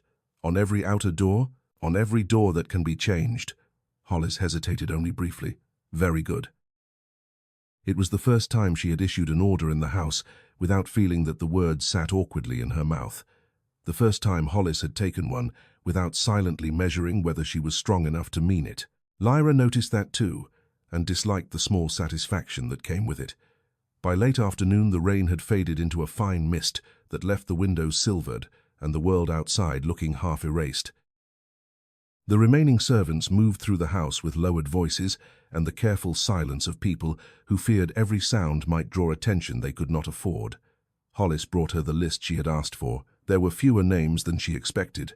Marta in the kitchen, a girl called Nessa who scrubbed floors and cried too easily, a footman, Bran, newly hired 6 months ago, 2 maids, both older and both said to be loyal to Aurelia, stable hands lodged outside in the north shed. Hollis himself.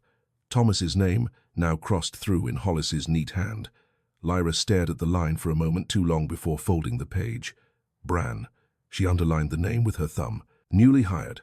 New enough not to belong to old loyalties. Old enough to know the routines of the house. She sent for him and was told he had gone to fetch coal from the yard and had not yet returned. That was answer enough to chill her blood. Search the grounds, she told Hollis. Now. Hollis did not waste time asking why. By the time dusk began to settle in the corners of the windows, Bran had still not returned, and one of the stable hands came back with mud up to his knees and said the side gate on the eastern wall had been unbolted from the inside. Lyra stood in the center of the drawing room and felt the shape of the day come together with ugly precision. Someone entered. Someone searched Aurelia's study. Someone silenced Thomas. Someone left through the side gate. Not proof. Not yet. But enough to tell her that if she sat still much longer, whatever game had already begun around her would continue to move while she remained ignorant of the board. And the one place in this house that knew more than the living did was waiting beneath her feet. She returned to the library after dark. This time she did not need the knocking under the floorboards to guide her. She moved through Aurelia's bedchamber with a candle in one hand and a knife in the other, pulled back the rug, lifted the ring, and descended with the wary certainty of someone choosing danger rather than stumbling into it. The air below was as cold as before, and the scent of old paper and iron seemed stronger now that she recognized it. The great black door opened before she touched it. Inside, the library was lit by scores of candles that had not been lit by any visible hand. Edric stood by the central reading table, gloved fingers resting lightly on the back of the chair as if he had been expecting her at this exact hour. "You came back more quickly than some," he said. "I had a murder upstairs," Lyra answered. "It sharpened my priorities." Edric's expression did not change, but something in the stillness of him shifted, like a page turning in a room too quiet to hide it. "Thomas, so you know, this house carries news downward with alarming efficiency. Then perhaps you can save me time and tell me who killed him. If I could name every killer whose shadow has passed over these floors, the shelves would be emptier." Lyra came closer, set her candle down hard on the table, and placed the brass token beside it. "Then tell me what this is." Edric looked at the token without touching it. A ward marker. For what? For passages, thresholds, containers, sometimes children. Lyra stared at him. "Children? You are learning quickly that what lives in this kingdom's shadows is not improved by being spoken gently of." His eyes lifted to hers. "Where did you find it?" "In Thomas's room." Edric considered that. Then he knew more than Hollis imagined, or Hollis knew more than he allowed himself to say. "I am beginning to suspect everyone in this house. An excellent instinct. Houses like these rarely survive on trust." Lyra wrapped her fingers around the edge of the table. "I need names. I need places. I need something more useful than warnings and irony." "Then perhaps," Edric said, "you need to stop asking the living first." He turned and began to walk between the shelves. Lyra followed after only the briefest hesitation. The deeper one went into the library, the less it felt constructed by human hands. Some aisles remained straight and orderly, but others curved subtly where no architecture should have curved, and the shadows between shelves seemed to deepen and shift, as though they possessed their own attention. Their footsteps made little sound on the dark stone. Somewhere far above, Pages whispered against one another like teeth chattering in sleep.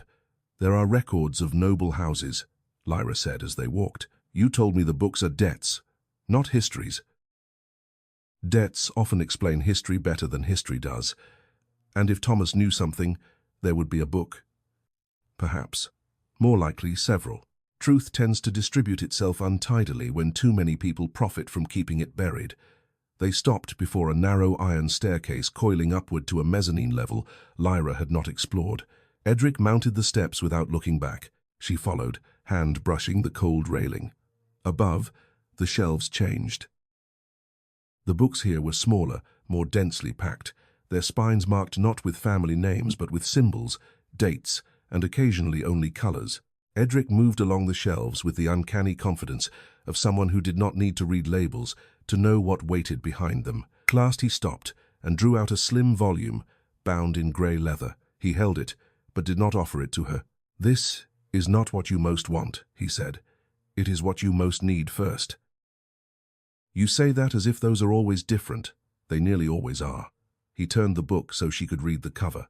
There was no title, only a line embossed in faint silver. "Testimony of Mira Hale, unfiled." Lyra frowned. Who is Mira Hale? A girl who lived through a room many others did not. And why was this not filed? Edric's mouth bent very slightly, because Furus Aurelia was still deciding whether keeping her hidden was kinder than recording what had been done to her. Lyra reached for the book.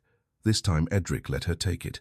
The leather was colder than it should have been, though not as shockingly cold as the Coldwind volume. "Will it pull me in?" she asked. "Not if you are careful." "That means yes if I am not." "Yes." She considered opening it right there, then thought better of it. If this girl survived, where is she now? Alive. Lyra looked up sharply. Alive where? The city is large. Its poorer corners are made of people the powerful cannot be bothered to count accurately. Do not do that. Do what? Speak as if I should be grateful for riddles. I have never once mistaken you for someone grateful for riddles. Edric folded his hands before him. There is a district south of St. Orlan's ruins. Lodging houses, laundry yards, the old tannery canal. Ask for the girl who does not sleep with the lamp off. Someone will know. Lyra stared at the book, then at him. You could have told me that without the performance. And deny myself the only amusement this place affords? She almost snapped back. But the title on the cover had lodged in her mind now. Testimony, unfiled, a survivor, a living witness where books usually kept only the dead. If she is alive, Lyra said, why has no one killed her? Who says no one tried? That answer followed her all the way back upstairs. By the time she emerged from the trapdoor and replaced the rug, she had decided two things. First, she would not bring Hollis into this next errand, because either he knew too little to be useful or too much to be safe. Second, she would not go alone. That left only one obvious choice, which irritated her more than it should have. She sent one of the stable hands with a short note to the address on Cassian's card. She kept the wording simple. If you were serious, come before midnight. She expected arrogance, delay, perhaps nothing. Instead, he arrived within the hour. Hollis showed him into the small morning room rather than the drawing room, perhaps as a silent acknowledgement that this was no longer social. Cassian entered wearing a dark overcoat still wet at the shoulders from mist, gloves in one hand, that same look of alert ease in his eyes, as though the whole world were a card game rigged in someone else's favor, and he had made peace with playing well anyway. That was fast, Lyra said. I dislike notes that imply blood and urgency. They tend to make the evening interesting. I need to go into the city. Then I assume this is the part where I ask where, and you pretend to resent needing me. South of St. Orlan's, ruins, she said. I'm looking for someone named Mira Hale. For the first time since she had met him, Cassian's expression changed in a way she could not immediately classify. Not surprise, exactly. Recognition, sharpened by concern he did not care to display too openly. Who told you that name? A source. An irritating one. Constantly. Cassian let out a short breath that might have been laughter under better circumstances. And do you know what Mira Hale is said to have seen? No. That is why I am going. Then yes, he said, you are definitely not going alone. They left by the rear entrance with no carriage and no crest. Cassian insisted on that point, with enough firmness that Lyra did not argue. "If the people looking for Thomas are also looking for you," he said as they crossed the dark back garden, "I'd rather not announce your movements with lanterns and polished wheels." The city at night felt like another kind of library, Lyra thought once they left the broader avenues and entered older streets, where stone leaned over stone and all the respectable facades gave way to cracked shutters, sagging lines of laundry, and windows that watched through torn curtains. Here the kingdom's polish thinned, the streets narrowed, mud reclaimed the cobbles. The air smelled of stale beer, damp wool, smoke, and the canal's slow rot. St. Orlan's ruins rose ahead like the broken ribs of a church, too old for even God to justify restoring. Around it spread a neighborhood built from whatever the city had once thrown away: laborers' lodging houses, cheap taverns, dye vats, abandoned workshops now converted into crowded rooms full of people who worked all day and still feared hunger by night. Cassian moved through it without hesitation, which suggested he had done so before. He did not walk like a noble trying not to be touched, nor like a man at home, but like someone who knew the cost of appearing either too soft or too familiar. Lyra noticed things in the dark she might have missed by day, faces turning from doorways to watch them pass, a child asleep on a sack of rags under a dry arch, a woman washing blood from a butcher's apron in black canal water, a man drunk enough not to recognize danger when it brushed by him. "You know this district well," Lyra said quietly. "Well enough not to admire it from carriage windows," Cassian said. "And Mira? Only by rumor, which is usually enough to suggest how badly someone wishes to remain unspoken of. They found the lodging house by asking for the girl who did not sleep in the dark, just as Edric had said. The first person they asked spat in the gutter and shrugged. The second crossed herself. The third, an old woman with a face like dried fruit and eyes sharp as sewing needles, jerked her chin toward a narrow alley between a cooper's shed and a laundry line strung with shirts that never seemed to dry. "Top room," she muttered. "If she lets you in, don't stand between her and the door." The stair inside the building creaked like a thing in pain. The hallway at the top smelled of old cabbage, lamp oil, and mold in the plaster. Cassian raised a hand to knock, but the door opened before his knuckles touched wood.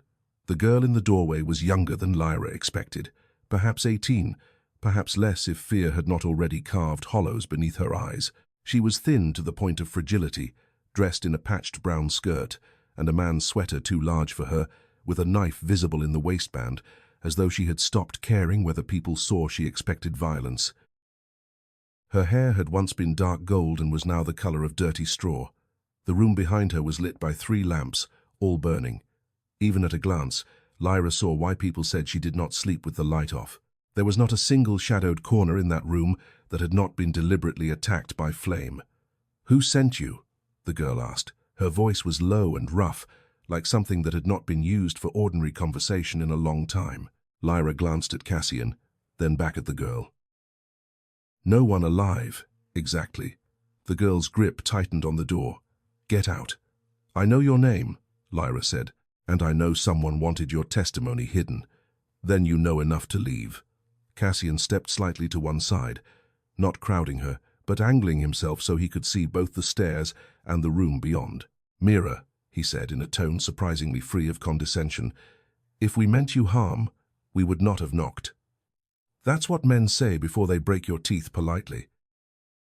Cassian accepted the rebuke without protest. Lyra looked straight into the girl's face and made herself speak plainly.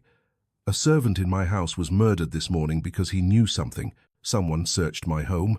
The church came smiling to my door before his body was cold. If you know what they are doing, I need to hear it." Mira's gaze flicked to her, then down, then back up, measuring, as if trying to decide what kind of liar stood before her. "What house?" she asked. "Vane." Something changed instantly. It was not trust. Trust would have been too gentle a word. It was recognition sharpened by alarm. Mira took a step back, without realizing she had done it. "No," she said. "No, not that house." "Why?" Lyra asked. Mira's face had gone pale under the lamp glow. "Because people who come from that house either die, or they drag death with them." Cassian's head tilted just slightly. "And yet you know it." Mira laughed once, a sound with no amusement in it. Everyone who made it out knows that name. Everyone who heard the old women whisper about where the records went. Everyone who learned there was one family that kept the things powerful men needed buried. Her eyes fixed on Lyra again, and in them Lyra saw not reverence, not hope, but something closer to accusation. "What are you doing here? Have you come to finish what they started, or to read it back to me like a prayer?" That struck harder than Lyra expected. For one strange instant she thought of the books below, of testimony bound in leather, of lives turned into objects so the truth would survive where the people had not. "No," she said. "Before this week, I didn't know any of it." Mira searched her face with brutal concentration. Then, perhaps because Lyra did not look away, perhaps because she was exhausted enough to choose risk over silence, she opened the door wider. "Come in," she said. "But if either of you lies to me, I'll use the knife before I scream." Cassian gave a small nod. "That seems fair." The room was little more than a box. Bed, table, washstand, 2 chairs. Every wall bore scratch marks or nail holes where charms and bits of string had once been hung. There were salt lines at the threshold and under the window. On the table stood a row of tiny lamp chimneys, all kept cleaned and ready. Mira sat nearest the door as if she could not imagine safety any other way, knife now in her hand rather than her waistband. Lyra remained standing a moment, taking in the details. A girl who slept with all lamps lit, a girl who lined thresholds with salt, a girl who kept one hand free and the other on steel. "Survived," Edric had said. The room believed it. "Start at the beginning," Mira said. "What do you know?" "Not enough," Lyra answered. "A noble house used a ritual to take beauty from servants. A servant in my house died before he could tell me more. Someone in the church is searching for something my aunt left behind. And your name was hidden in a testimony that never reached the shelves." Mira's fingers tightened on the knife hilt. "Then your aunt was kinder than most." "Was she?" Lyra asked. Mira's mouth twisted. "No, not kind, just less eager." She drew in a slow breath that seemed to hurt her. "They took children first," she said. "That's what I know. Not all at once. One here, one there. Orphans, workhouse girls. Boys no one would miss if the paper said fever, then older ones. Anyone weak enough to vanish cheaply. They called it care when they wanted to be pretty about it. Blessing when they wanted money. Mercy when they needed the mothers to stop screaming." Cassian did not interrupt. Neither did Lyra. Mira looked not at them, but at the nearest lamp, as if speaking into the flame made the memory more bearable. "I worked in the lower halls under House Dacro first. Laundry, ash bins. They sent me with sheets once to a door no servant was supposed to look through. I looked." Her laugh came again sharp and dead. "That was my great sin. Looking." Her thumb rubbed unconsciously over a scar on the inside of her wrist. There was a room with mirrors, boys on cots. A little girl with a ribbon still in her hair, 2 clerics, 1 woman from the house, 1 old man drawing circles on the floor in chalk and blood. They weren't dead. That was the worst part. They had to be alive. The old man said the transfer held better if the vessel still feared losing what it was. Lyra's stomach dropped. The transfer. Vessel. The words landed in the same place as the ghastly calm in Isolde Caldwin's voice. "What were they taking?" she asked. Mira turned her gaze to her at last. Whatever had been ordered. The answer was so simple it took a second to show its full cruelty. "Ordered," Lyra repeated. "Beauty, sleep, health, luck, children. Some women wanted sons. Some old men wanted steady hands again. Some sick little princelings needed fever moved out of them before their fathers started praying publicly." Mira's face had gone still in the way faces do, when too much feeling has already burned through, and only the ash remains. If you had enough money, enough title, enough favor with the right altar, they could name the thing and find a body to pay it. Lyra thought of Edric's words. Debts often explain history better than history does. Cassian finally spoke, very quietly. "How did you get out?" Mira's jaw tightened. "By being less important than the girl next to me." The lamp flame wavered in the silence that followed. When Mira went on, her voice had lost what little steadiness it held. "They moved us between houses, not always the same one, sometimes noble cellars, sometimes old infirmaries under church property. They liked changing places. Harder to count ghosts that way. There was a fire in one storage passage. Real fire, not planned, men shouted. Smoke came through the vents. Someone forgot to lock one of the lower doors. I ran. She looked down at her hands as if surprised to find them still there. Another girl ran with me. I never saw her after the canal. Lyra swallowed against the sudden dryness in her throat. Did you ever see who oversaw it all? Mira's gaze sharpened at once. No one sees the top. That's how tops work. But I heard names, not from the mouths of the rich. They're too clever for that. From servants, drivers, a clerk drunk on the back steps, St. Orlan's old vault, the lower chapels, the bishop's accounts, the white seal, and one thing more. She leaned forward very slightly, a phrase they used when the transfers were large. When it was not just one sick child or one old woman's vanity, they called it feeding the vein. Lyra felt every hair on her arms rise. The vein, she echoed. Mira nodded. The city itself, the lines beneath it. You feel how the rich quarters never seem to rot the same way the rest of us do? How their children survive winters ours don't? How they call it God's favor when their roses bloom through plague years? She gave Lyra a look so nakedly furious that for a moment Lyra understood how vengeance could become a religion. It's us. That's the answer. It has always been us. No one spoke for several seconds. Outside, somewhere below in the alley, a cartwheel hit a rut and a drunk shouted at a mule. Life went on. That felt obscene. Why didn't you go to the church? Lyra asked, and knew even as she said it how foolish the question sounded. Mira bared her teeth without smiling. I did. Once. To a younger priest with kind eyes who said he would write it all down. 3 nights later, my room was entered while I slept, and the woman in the bed beside mine had her throat opened by mistake. Cassian's expression darkened, though whether from anger or old familiarity with this sort of outcome, Lyra could not tell. Mira continued. So after that I stopped going to kind-eyed men and started sleeping with a knife. She looked from one to the other.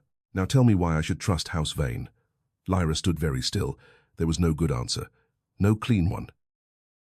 No answer that did not scrape against the truth that beneath her own house lay shelves full of precisely these buried horrors, curated and kept by her bloodline. You shouldn't, she said at last. Not yet. Mira seemed startled by the honesty. Lyra went on before she could lose the thread of it. But if what you say is true, then whatever my family kept hidden was hidden because powerful people wanted it erased. I don't know yet whether that makes Vane jailer, witness, or accomplice. Perhaps all three, but someone murdered a man in my house this morning to stop him speaking, and I am done being the last person in the room to understand why. Mira studied her in silence. Cassian, against all expectation, said nothing to smooth the moment. At last Mira looked away first. There is a ledger, she said, or there was. Not a grand one, not the master records. A runner's book, deliveries, bodies moved from one place to another with false names and true marks. I saw it once in the hands of a woman called Sister Anwen.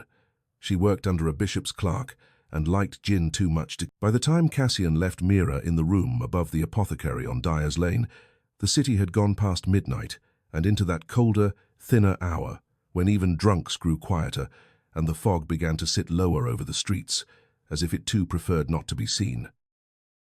Lyra had expected some argument from Mira, some last flare of suspicion before she agreed to sleep under a stranger's arrangement, but the girl had taken one look at the room, small, clean, with a bolt on the door and a window too narrow for easy entry, and seemed to recognize it for what it was.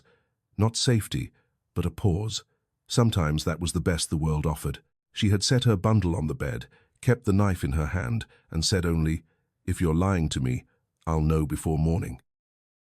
Cassian, leaning against the doorframe with his usual composure frayed only at the edges, had replied, "Then let us all hope I remain adequately predictable." Mira did not smile, but she did not shut the door in their faces either, which was close enough to trust for one night. Now, as Lyra and Cassian made their way back toward the Vane estate, through streets that had emptied into damp silence, she found that exhaustion had sharpened, rather than dulled her mind. Mira's words had lodged in her like glass. The Vane, transfers, children, the split circle mark, and beneath all of it, the unbearable implication that the grotesque rituals hidden in rooms of mirrors were not isolated cruelties but parts of a structure, one with enough reach to touch both church and nobility, perhaps even to support the glittering architecture of the kingdom itself. She drew her cloak tighter at the throat. "You already knew some of that," she said at last. Cassian did not look at her. "Some? How much?" "Enough to recognize the shape before I knew its full size. That is an elegant way of saying very little." "You will discover," he said, sidestepping a rut filled with black water, "that it is often better to know the shape of a beast before one stares into its mouth." Lyra stopped walking. Cassian took 3 more steps before noticing and turning back. Fog clung to his coat hem. Behind him, the lane narrowed into a seam of wet stone and shuttered windows. "No," Lyra said. "Not tonight. No more of this." She came toward him, anger moving faster now that fatigue had stripped away her patience. "I went into a witness's room carrying nothing but a name given to me by a dead woman's library. I listened to a girl tell me children are being used as vessels beneath churches and noble houses, that luck and health and sons can be purchased with other people's lives, and all this while you stand beside me speaking in half-answers as if that was some gentleman's mercy." Cassian let her finish. He rarely interrupted when people were angriest. She was beginning to suspect he knew how useful that could be. "So choose," she said. "Either tell me what you know, or stop acting as though you have any right to be part of this." The fog shifted between them. Somewhere distant, metal struck metal once, perhaps from a shipyard on the river. Cassian exhaled through his nose, and when he spoke, the dryness in his tone had thinned into something flatter, harder. "Fine. I know there are records that vanish from diocesan archives without being destroyed. I know there are noble houses whose heirs survive fevers that should have buried them. I know there are priests whose expenses include shipments too expensive for charity and too discreet for surgery. I know a bishop's clerk once went drunk enough to boast that the city beneath the city is better fed than the city above it. And I know Aurelia Vane spent the last 7 years of her life refusing 3 separate offers of ecclesiastical protection, which means she possessed something the church could neither seize openly nor afford to leave. Alone." He took 1 step closer. "Is that enough honesty for tonight?" It should have satisfied her more than it did. Instead, it only deepened the sense that all of them were circling a center too dark to name cleanly. "Why didn't you go public?" she asked. "If you knew this much." "Public where?" Cassian said. "At court? In the cathedral square? In the papers owned by men who dine with bishops and marry their daughters to barons who need discreet miracles?" He shook his head once. "Rumor is tolerated because it exhausts itself.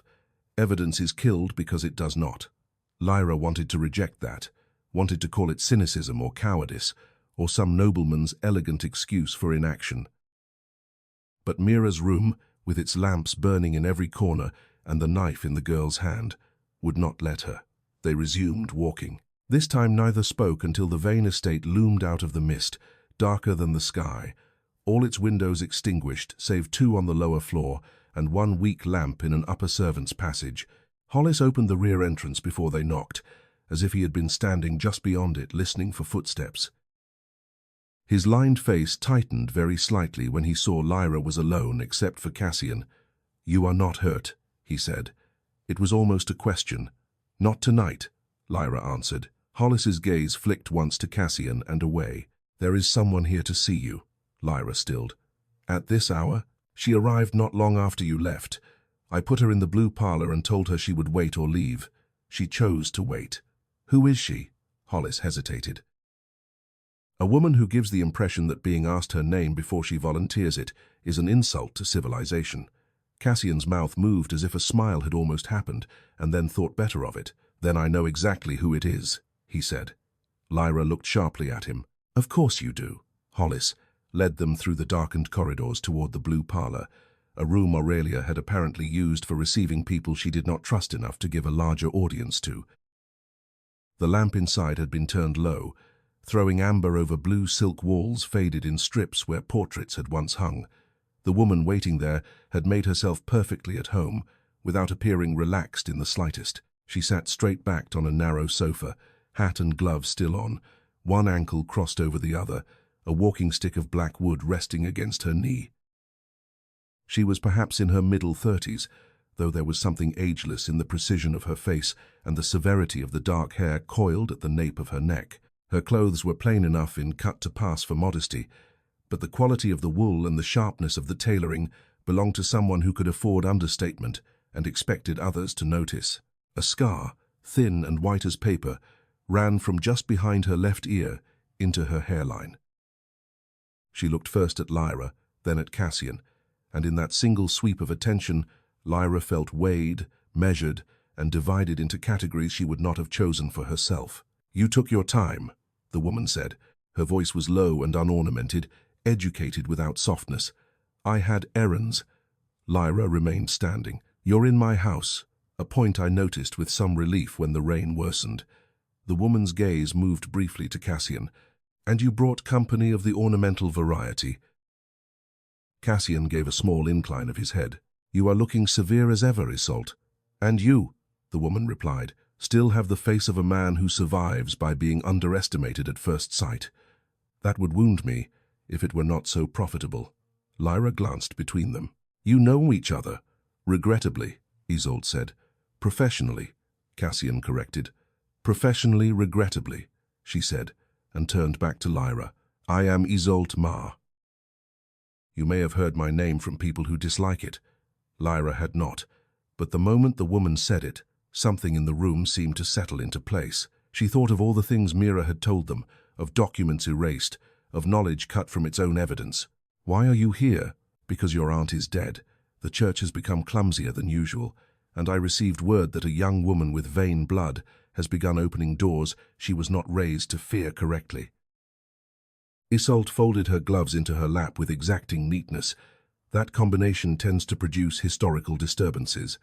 Lyra did not sit. She did not offer tea. "I'm not in the mood for cleverness." "Good," Isolde said. "Neither am I." Her eyes were grey, Lyra noticed now, but not the ash grey of Edric or the pale ecclesiastical grey of Bishop Talron. These were storm-coloured, alert, and strangely tired, as if they had looked too long at things language was not meant to bear. "Your aunt and I corresponded," she continued, intermittently, cautiously, usually through means too dull to interest anyone competent. She sent a note 3 weeks ago containing only a symbol, a date, and the phrase, "If I fail, the line falls to the girl." Lyra felt Hollis shift almost imperceptibly behind her at the door. Cassian, to his credit, did not immediately ask how much more Isolde knew than he did. "You were waiting for Aurelia to fail?" Lyra asked. "I was waiting for the church to grow impatient enough to prove she had not been paranoid." Isolde's eyes moved briefly over the room, as if gauging the house itself. "From the look of things, she was, if anything, late." Cassian leaned one shoulder against the mantel. "You could have arrived earlier. So could you. Yet here we all are, insufficient and behind schedule." The words had bite, but there was no vanity in them, only impatience with the obvious. Lyra believed at once that this woman did not waste contempt on theatrics. "What did my aunt want from you?" she asked. "Translation," Isolde said. "Context. The sort of scholarship that gets one denounced from pulpits if published under one's own name. You're a scholar. Once, more openly. Of what?" "My liturgical history, forbidden rites, the administrative habits of pious men with blood under their fingernails." A pause. "And the grammar of theft, when theft is made sacred." That last phrase made the back of Lyra's neck prickle. Isolde saw it and gave the faintest nod, as though confirming a theory. "You have seen a book already." It was not a question. Lyra felt the trap in the room tighten. "If I had, then you know the library does not preserve scandal. It preserves transaction." Cassian's gaze sharpened a fraction. "You've seen it too." "No," Isolde said. "Not the way she has. Aurelia never allowed me below the first threshold. She was right not to." For the first time, something like emotion crossed her face, brief, bitter, quickly mastered. "I am excellent with texts, less excellent with temptations tailored to one's private wounds." Lyra heard the admission and filed it away. A person who named her own weakness so directly either had no reason to hide it or knew it made others trust the wrong things. "Then tell me why I should trust you," she said. Isolde looked at her with a kind of level surprise. "You should not." Trust is a decorative vice for safer lives, but you may find me useful. Useful how? Isolde reached into the leather satchel at her side and withdrew a packet wrapped in oilcloth. She placed it on the low table without flourish. Because I brought copies of diocesan shipping records from the past 12 years, all amended, redacted, or cross-indexed under false charitable classifications. Because 6 of those shipments bear a split-circle notation in the margin. Because 3 terminate in properties controlled by the House of Decrow, one of which no longer officially exists. Lyra's pulse jumped. Cassian uncrossed his arms. Hollis, behind them, made no sound at all. And because, Isolde went on, 2 nights ago a deacon was found dead in a canal with a page of Aurelia's cipher sewn into the hem of his robe. Lyra stepped forward before she could stop herself. Aurelia had a cipher? A family of them, Isolde replied. Your aunt favored a variant that assumed anyone reading her correspondence would be either too pious or too impatient to notice the second structure beneath the first. She slid the packet slightly toward Lyra. Open it. Lyra did. Inside were copied account sheets, thin and dense with numbers, abbreviations, dates, and clerks' hands of varying quality. She did not need to understand them all at once to see the pattern that emerged even from glancing. Shipments listed as lamp oil, altar wax, infirmary linens, burial cloth, grain for orphan relief, all moving between church houses and private estates at odd hours and with frequencies that made no practical sense. Here and there, in narrow margins, appeared the split circle mark, small, easy to miss if you did not know to look, impossible to unsee once recognized. What is being shipped? Lyra asked. Containers, usually, Isolde said. Bodies, sometimes. Children, if one uses the approved euphemisms. She looked not at the documents but at Lyra's face while she said it, watching to see whether the girl flinched from knowledge or leaned into it. And before you ask, no, I have not yet proved which line means what beyond doubt. But I have proved there is no charitable model in the world that requires this many sealed transfers between sanctified sellers and noble secondary properties. Why come here with it? Cassian asked. Why not vanish with your precious copies and preserve your own hide? Isolde turned to him. Because hiding evidence is what our enemies are already excellent at, and because Aurelia is dead, which means either the library has a new keeper or the church is already moving into its bones. Her gaze returned to Lyra. I wanted to see which before deciding whether to burn what I know. The room held still around that. Lyra looked down at the copied records again. Numbers, dates, names of supplies no one would question. The dry face of administration disguising the wet fact of flesh moved under night. It disgusted her that something so monstrous could fit so cleanly into columns. It also terrified her. You expected me to be what, exactly? She asked. A frightened girl? A dutiful heiress? A fanatic bred for old family burdens? Isolde considered. I expected uncertainty. I am relieved to find anger. Why? Because uncertain people can still be bought by the promise of safety. Angry people are more difficult to domesticate. Cassian let out a sound almost like approval. Lyra ignored him. If you and my aunt corresponded, she said, what did she think was coming? Acceleration, Isolde answered at once. A consolidation. Something large enough that the church ceased caring whether its minor movements could be noticed. That is never a good sign. She reached into her satchel again and produced a second paper, this one folded many times. This I found in a batch of confiscated texts 3 years ago. I stole it because the phrase in the margin annoyed me. She passed it over. The page was older, copied from something older still, written partly in liturgical Latin and partly in a hand Lyra did not recognize. Several lines had been underlined in ink that was not original. In the outer margin, beside a paragraph on civic blessing rites, someone had written in neat script, Vain apparatus precedes throne revisions. What does that mean? Lyra asked. That whatever system they are feeding, Isolde said, it may predate the present administration, perhaps by generations, perhaps longer. So, this isn't just one bishop's depravity, no, or one noble house's appetite, no. Then what is it? Isolde's expression did not soften, but it deepened. Possibly the oldest answer to the oldest question in governance. How does one make a kingdom appear more blessed than it has any right to be? Silence spread through the blue parlor like ink dropped in water. Lyra thought of Mira's voice saying, "It's us." Cassian's jaw had gone still, in a way that meant he was thinking rapidly and unhappily. Hollis, at the door, looked older than before. "There is more," Isolde said. "Of course there is," Cassian muttered. Aurelia believed there were records in the library that would map transaction to beneficiary, not rumor, not witness testimony. True exchange. Surnames, Lyra said. Payments, names, dates, prices, substitutions, debt flow, Isolde said.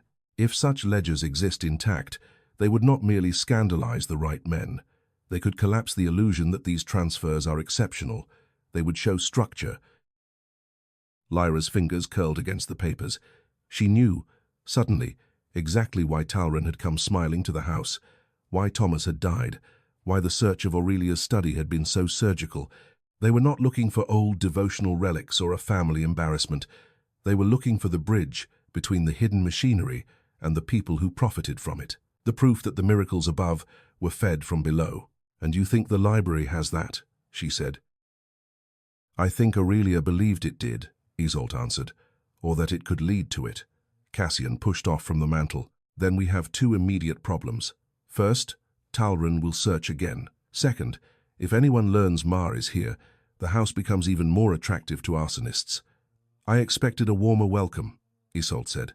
"You expected accuracy, not warmth," Cassian replied. "Do keep your appetites straight." For the first time, very faintly, Isolde's mouth changed shape. Not quite amusement. Recognition of competence, perhaps. Lyra was too tired to care which.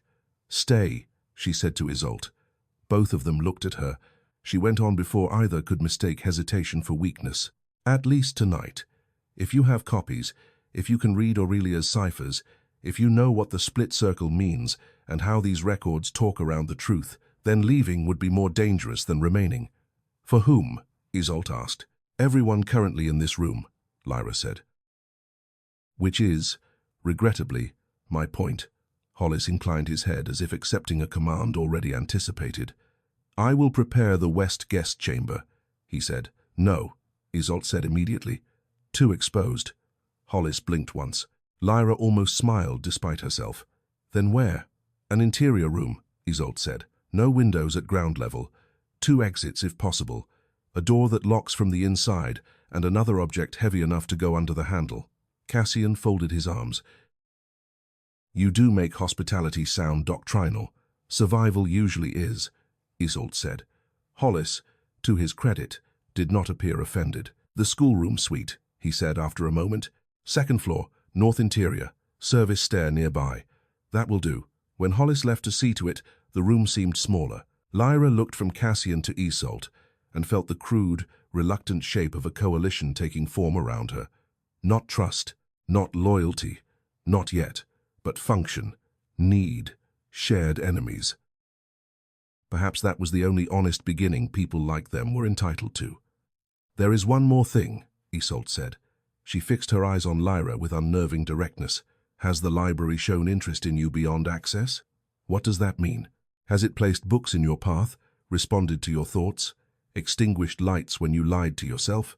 Lyra said nothing, which was answer enough.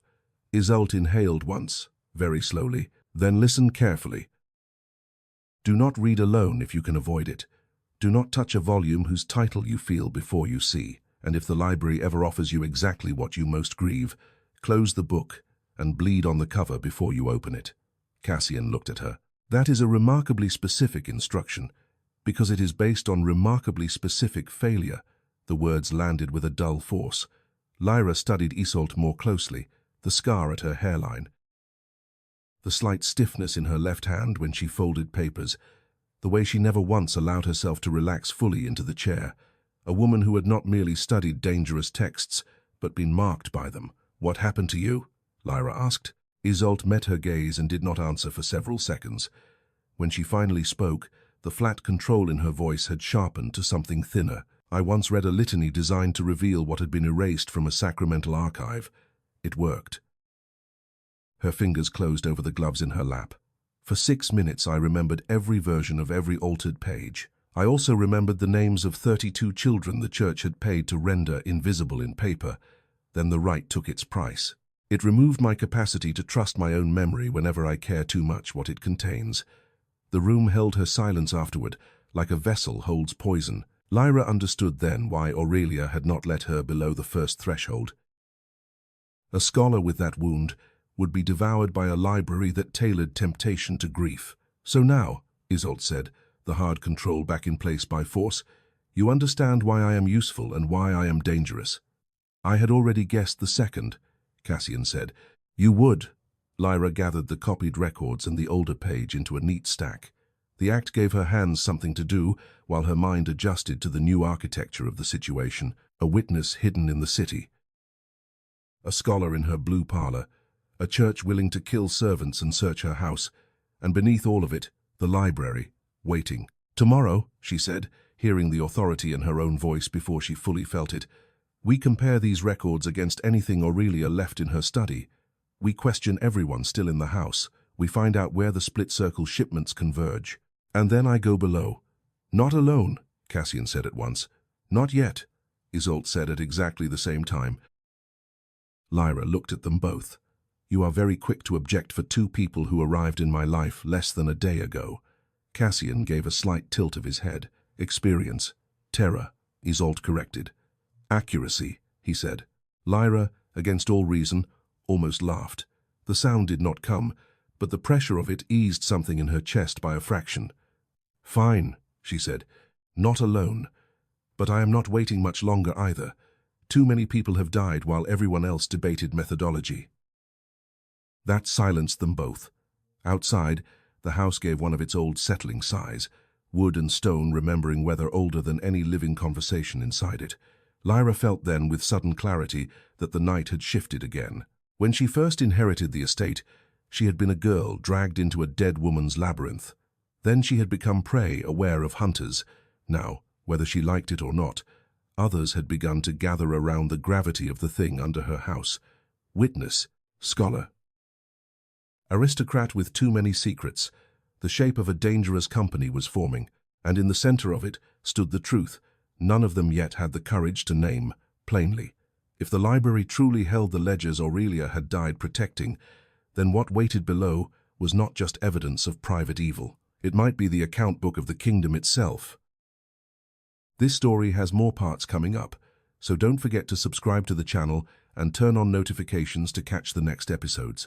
Thank you so much for staying and listening until the end of the video. If you enjoy the story as well as the cute little knitted items, please don't forget to like and share the channel.